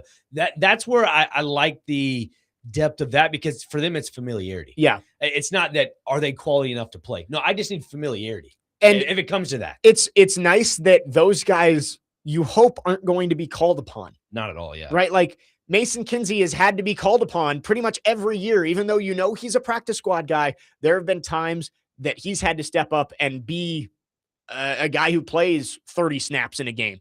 You hope that that's not the case this year with the depth that you've built at that position group. So I think Calvin Ridley is the key piece in that. If he can just be Rashard Matthews for me, just be a guy who's reliable. You're not going to be the star. That's not why Calvin Ridley is here anymore. He is not going to be your wide receiver one, but just be reliable for your quarterback. And I think this passing game could be about as good as we've seen since those Arthur Smith days back in 2020 and 2021. 615-737-1025 is the phone number. We'll take your thoughts on the Titans on our phone and text line, driven by WilsonCountyHyundai.com.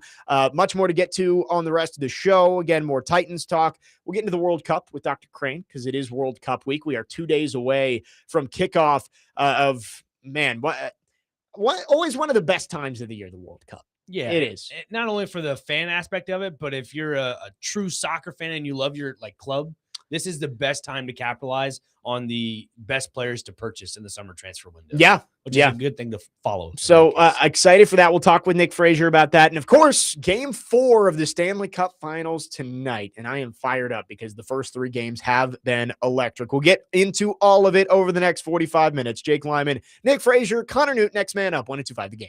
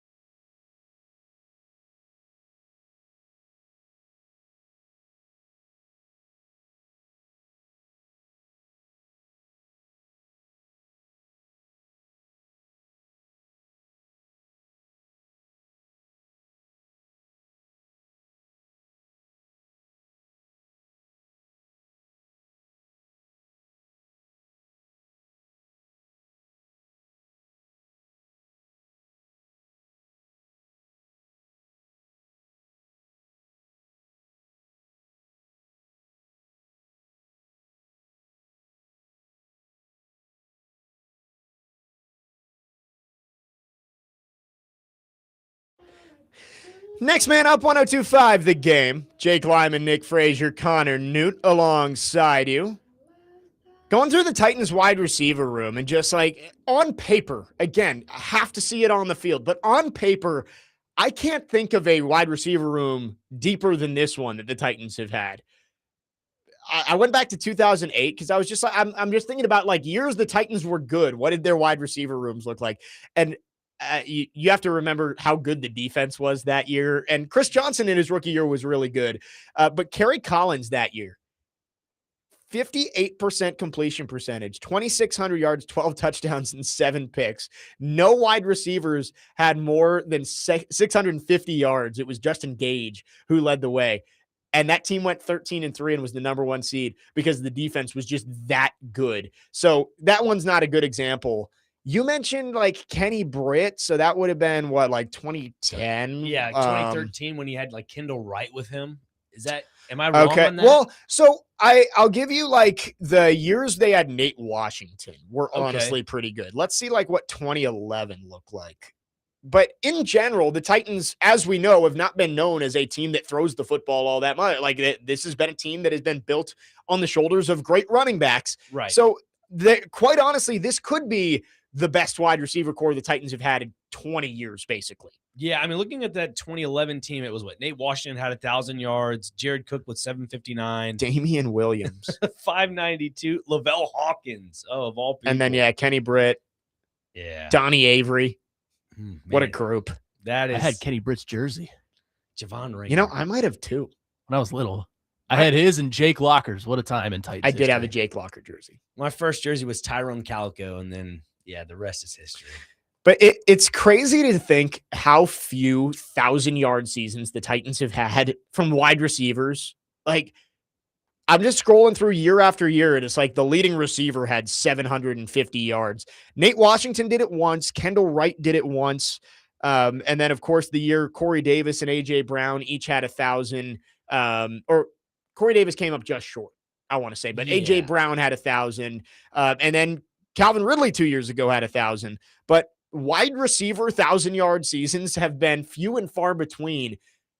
I do think that we're going to see one this year. I would guess it would be Carnell Tate, but Wan'Dale Robinson just had 1,000-yard season in a Brian Dable offense. Calvin Ridley's 2 years removed. Again, don't think he's going to do it, but I do think this offense might look different and might sling the football around a little bit more than we've become used to here in Nashville. I must say, Derek Mason, 3-time 1K receiver.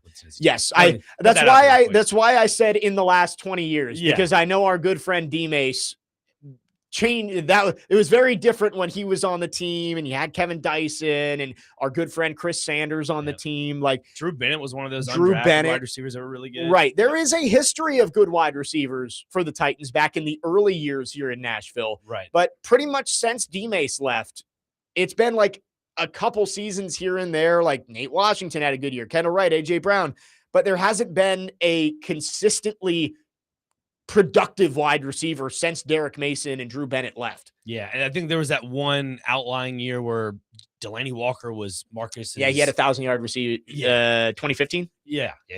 Marcus's rookie year. I believe so. And Marcus threw for like 2,800 yards or something like that. Yeah, man, I thought Marcus was going to be the guy after year 2. That broken leg, it just changed everything. Put him in the Jason Aldean edit Hall of Fame. Yeah, that really would be perfect. His highlights in Oregon highlighted underneath the bed. That'd be funny. I still remember I think this was from like 2016, where Matt Neely, rest in peace, put out the Post Malone Sunflower video to all of Marcus Mariota's highlights. And anytime I hear that song, I think of Marcus Mariota because of that video. Who doesn't, right? I mean, he iconic in the Nashville market. We're getting back on the highlight reel topic. Again. We are. Yeah. This was Friday for us. We were talking Tavon Austin's highlight reel. It goes down as number 1 in that Hall of Fame. It's number 1. It is. Hands down. 4312 Texan says, don't sleep on Helm. I think he will be a red zone threat too. And I agree with that. I think Gunnar Helm, again, let's keep expectations reasonable here because of what we know about Brian Dable offenses. You're not going to have 1,000-yard tight end receiving season like that. That just doesn't happen. But I do think that he is going to be used in a way that he can be productive and efficient. We saw last year, he caught almost everything thrown his way. I think Brian Dable is going to use him third downs, red zone, but I also don't, I think it'll be like a 500-yard season for Gunnar Helm rather than like an 800-yard season. Yeah, I love how his game has evolved from playing at Texas to now in the NFL. I know at Texas, watching some of his film, they used him as more that check down tight end in the flat. Yeah. Whereas you see him now in the NFL going 4 or 5 yards up the field and running it out, or just running the full route tree in a roundabout way. I just think it's a good thing to see because it shows growth and it shows that he can be versatile in any offense you put him in. And again, like I mentioned before with Brian Dable's offense, we're talking about Calvin Ridley, you can disguise so many different things. And if there is a team out there that's saying, maybe we shouldn't have to double team Calvin Ridley or double team Wan'Dale Robinson, you have a guy like Gunnar Helm who's waiting in the ranks in a roundabout way, could be open in the red zone. Yep. I think in terms of weapons, they've given Cam Ward a plethora of options to throw the football to. They got to protect him, but then it's up to Cam Ward. It's up to Cam Ward to put his receivers in a position where they can go make plays and to be accurate with the football. And we'll have to see. We got a long way to go until until we actually play real games. We are still over 3 months away from week 1. We're over a month away from training camp. Long way to go. But I do think in terms of weapons, Mike Borgonzi's done about everything he can to give Cam Ward plenty of places that he can go with the football. Don Borgonzi, man. He's doing Don everything. Borgonzi. 615-737-1025 is the phone number if you want to text or call. We got a couple more segments left on the show. We'll take your thoughts on the Titans and we'll bounce around. We'll talk a little World Cup with Dr. Crane, our resident soccer expert. We'll talk some hockey as we get ready for Game 4 of Vegas and Carolina tonight out in Sin City. All of that coming up. Jake Lyman, Nick Frazier, Connor Newton, next man up. 102.5 The Game.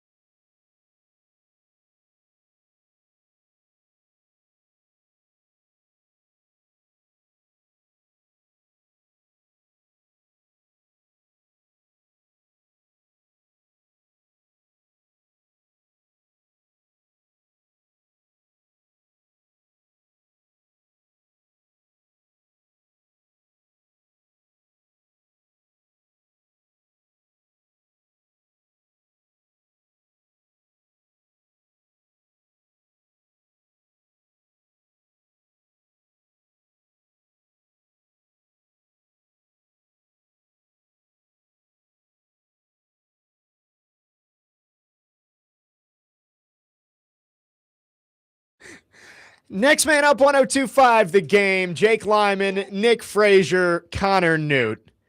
Couple more segments left on the show. Before we get into some other stuff, well, Nick and Connor in their own little world with Jason Aldean over here. Just makes me think of AJ McCarron. Think of Dak Prescott. Tim Tebow. The great SEC quarterbacks of the heyday. We need Delta Dawn. Oh yeah. There you go. Getting ready for college football season. Before we get into some World Cup and Stanley Cup finals, there was news yesterday. L'Jarius Sneed is officially back in Kansas City as a Chief. 1 year, $5 million deal. And I heard Robbie and Joe say it towards the end of their show today. He's going to be an all-pro this year.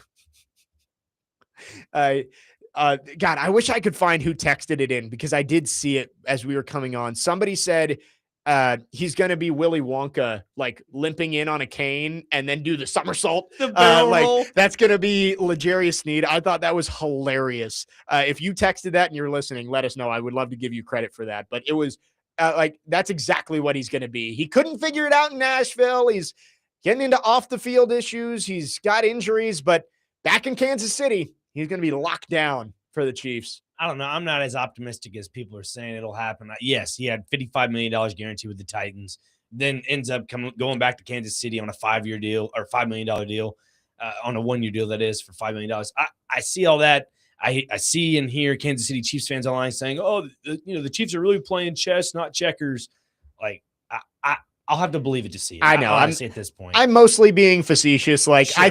I don't think he's actually going to return to form, but it would just be so Titans for you to make a trade and pay him all that money to get little more than nothing out of him over 2 years, and then have him just go right back to being the same player that he was back in Kansas City. But it fits for them because you get rid of Trent McDuffie in the trade with the Rams, and you bring back a familiar face and the one and only L'Jarius Sneed for them. Yeah, that had really good rapport with that defense and Steve Spagnuolo. So I mean, it's a wait and see thing. But again, he's back home to where he had the most success of his career. Yeah, they need corners. Jalen Watson gone too this offseason, so we'll see how it works out. But in the least shocking news of the NFL offseason, L'Jarius Sneed is back to being a Kansas City Chief. Big week coming up. World Cup starts on Thursday. The U.S. begins their run in their group on Friday against Paraguay. It's a late kick, right? Like 8 o'clock? 8 o'clock, yeah. Is it what? So it's each of the next 3 Fridays the U.S. plays. 8 o'clock, 2 o'clock against Australia, I want to say. Yes. And then 9 p.m. is the late one against Turkey. Yeah, late game. So let's see. 8 p.m. against Paraguay. And let's see, 2 p.m. against Australia on a Friday. Yeah. Then 9 p.m. with Turkey. Yeah. So mostly late night games, but you do have the afternoon one against Australia. Played the friendly against Germany on Saturday. Nice little goal from the top of the 18 to tie it. Ended up losing 2-1. How are we feeling about the U.S. men's national team? Have now seen them play 2 matches leading up to the World Cup. Do we think this is a team that can get out of their group? Yes, if they don't get out of the group, that's a big concern. Obviously, that means Pochettino has his ideas on coaching for AC Milan. I've expressed those crazy ideas multiple times on these airways. But looking at that friendly against Germany, I know U.S. men's national team, they have a lot of really good talent. The U.S. men's national team played all their A players. Which Germany did not. Exactly. Germany played like their B squad. They left out Manuel Neuer, who is their goalkeeper of the longest tenured. Yeah, I was going to say, I remember him winning the World Cup with Germany, like 2014? Yeah, I think 2014 or 2020, one of those two. Okay. Yeah. It might have been 2014. Yeah. One of those years. I forget which year Germany won it. Because it was right after 2006. There was 2010 because Italy didn't, I'm not going to go down that whole thing. Yeah. 2014. That's what. Okay. Yeah. Okay. Anyways, back to my initial point about the U.S. men's national team. Losing 2-1 to a team that's their B side. And again, probably one of the more top tier teams in World Cup going into this year. It's France, Germany, Argentina, and Spain. Spain for me is the heavy favorite to win it all. I think for them, it's another team that has their, headquarters in the state of Tennessee and Chattanooga. Yamin Yamal, one of those young players that can kind of become one of those top tier teams or top tier players in this tournament. I just see Spain, they always are technically sound in and, outside on the flanks, inside. They just know how to pass in perfect triangles, and they know how to advance the ball well in between lines, break down defenses, somehow get the defenders to bite on a pass, and then pass it back to the number 6 central defensive midfielder and just ping it over the top of the back line and cut into the top of the 18. I just think that's so technically sound. France, they're coming with some vengeance this year. Obviously, there's a lot to prove on that end for them. This is, I'd say, the back end of their golden era in some cases. They still have Kylian Mbappe, who is one of the best young forwards of world soccer. But then getting back to the U.S. men's national team, do I see them competing with those type of teams? It's possible. I mean, there's another team in the market right now that is the headquarters in Nashville, and that's Team Japan. I went over to their open practice yesterday. They are one of those sneaky teams. You go back and look at 2022 where they finished top of their group. They beat Spain and Germany with 6 points. They're one of those sneaky teams that could be like the U.S. where they say, you know what, maybe we can go out there, absorb a lot of pressure, and just find the right counterattack and score that way. You go back to 2018 with Team Japan. They lost in a heartbreaker in the round of 16 against Belgium. Again, the golden era of Belgium soccer at that time. Not anymore for the most part. This is the golden era of U.S. men's national team, of the men's team. They have to capitalize on this. The lack of midfield depth is quite concerning to me because you're playing in the dense humidity and heat of the United States of America, especially in the South of like Dallas, Texas, and so forth. You're going to struggle when it comes to the stamina aspect of this. And there are teams that are better than you that will outpace you and that will wear you down like there is no tomorrow. I'm excited for it. The World Cup, again, I'm not a huge soccer guy, but I will be locked in for every second of the U.S. men's national team. I saw a video with Landon Donovan the other day saying the only time the U.S. has won a game in the knockout stages is 2002. So is that true? They've never gotten past the round of 8, which maybe like way in the past. But the fact that they have not been able to win a game in the knockout stages in 20 years is crazy. Like I get it. The U.S., and this always sparks controversy when I bring this up. The U.S. doesn't put its best athletes into soccer. So like, 100%. I understand that we shouldn't pride ourselves, at least its best male athletes into soccer. Sure. But obviously we aren't going to compete with the teams that do put all of their best athletes into soccer, and that's their culture. But man, to not have won a game in the knockout stages since 2002 is crazy. He's right. They made it to the quarterfinals and lost to Germany 1-0. Funny enough, forgot about that. But yeah, 1934 lost the round of 16 to Italy 7-1. 1994 lost 1-0 to Brazil. 2002, that is, they lost in the quarterfinals of that. But everything else, 2010, 2014, 2022, they've lost 2-1 to Ghana, 2-1 to Belgium, and then 3-1 to the Netherlands in 22. So yeah, this is definitely I'd say a make or break situation for them. Right. I mean, you'd love to see the U.S. make a run here, especially I know it's U.S., Mexico, and Canada, but especially hosting a lot of these games, getting a chance to make a run and get the country excited about soccer. 4312 says, okay, full transparency. I've never watched soccer, so I have no idea. Where do we fall as a country in soccer? Are we a B or a C tier? I would say C tier would be. It's funny this texture brings it up because Connor and I talked about this past Saturday, and I mentioned they're in the 3rd tier of C. I was going to say, I think the C tier, like they're not the elite. They're not close to elite, but they're not bad. Yeah, they're in they're in that category of C tier to where you can say they're with the Norways of the world. They're with the Swedens of the world. They're not with the Argentinas or Portugals of the world, which not where you want to be. But I mean, look, U.S. soccer has evolved in North America for sure, but I don't know if they're quite there yet. Yes, Mauricio Pochettino is one of the more prolific coaches that has been to manage this entire team.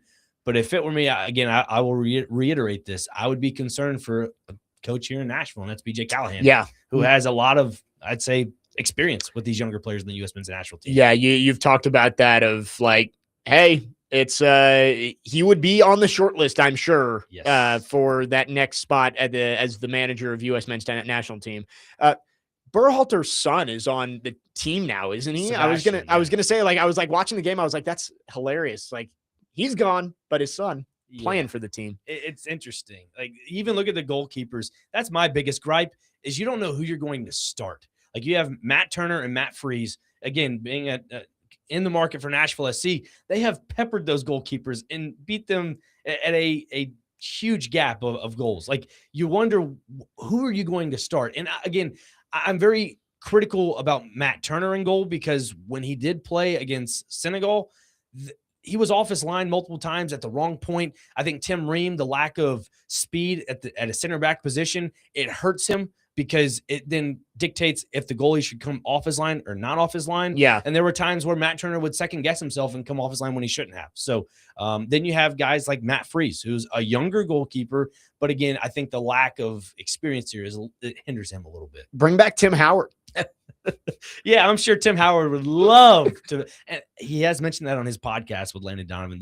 They kind of griped that these players now don't really play for the badge, which I think is kind of an interesting thing to say, because you're playing for your nation. Maybe it's just like old man yells at cloud, but like, I miss Landon Donovan and Clint Dempsey and Tim Howard. Right. Like that's the group I grew up on. And I just don't feel like Pulisic. Yes. Like, I think there's a connection to him, but outside of that, the rest of the team, I don't know if I feel the patriotic connection with those guys. Maybe that'll change as we go through these next couple of weeks, but excited. Friday evening, the U.S. men's national team gets things going. And I was complaining. I was looking at the schedule and being like, man, no NBA or NHL on Friday. Like, man, whose mistake was that? And then I realized it's kind of perfect. And this is me just being, I guess, a fan of Team Italy. I wish they were in it so bad. You guys would have experienced something you've never experienced before. This entire studio would be painted in blue. I love it. It would have been incredible. But we'll have to wait another 4 years. It's been painted in blue before. Yes, in March. Yes, that's by me. That's true. Yeah, Kentucky blue. That is true. The Azzurri blue. We would have had sausage and peppers in here. We would have had meatball. We would have had a full-on lunch. Bless you. We would have a full-on lunch in here. It would have been fantastic. We had full-on lunch yesterday. Yeah. Well, yeah. Maybe today. Shout out Nash Dogs. Really good. Really good. It was great. It was great. I really enjoyed. I was surprised. It was like, hey, Nash Dogs is here. I was like, let's go. Toasted the bun inside the microwave. Oh man, Someone else is supposed to be here today. They just haven't come here yet. Oh, we'll talk about it. 3337. Shout out. He had the Willy Wonka thing. I thought that was hilarious about L'Jarius Sneed. Anyway, 615-737-1025. We will wrap up the show coming up next. Can talk some soccer, can talk some hockey. Chase and Big Joe are coming up at noon. We got one more segment on the other side. Jake Lyman, Nick Frazier, Connor Newt, next man up. 1025 The Game.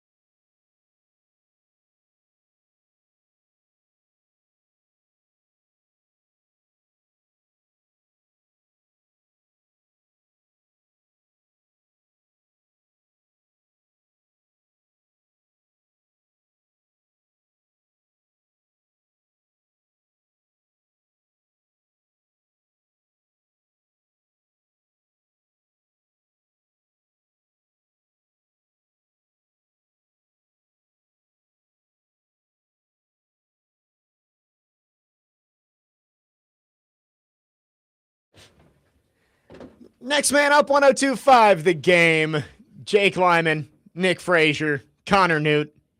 Wrapping up the show on this Tuesday. 20 years ago today. I didn't realize that. I didn't either, and I'm old. See, love the Rascal Flatts version of Life is a Highway. I think this might be the best song from that movie. It is. Cheryl Crow. Yeah. Hits every time.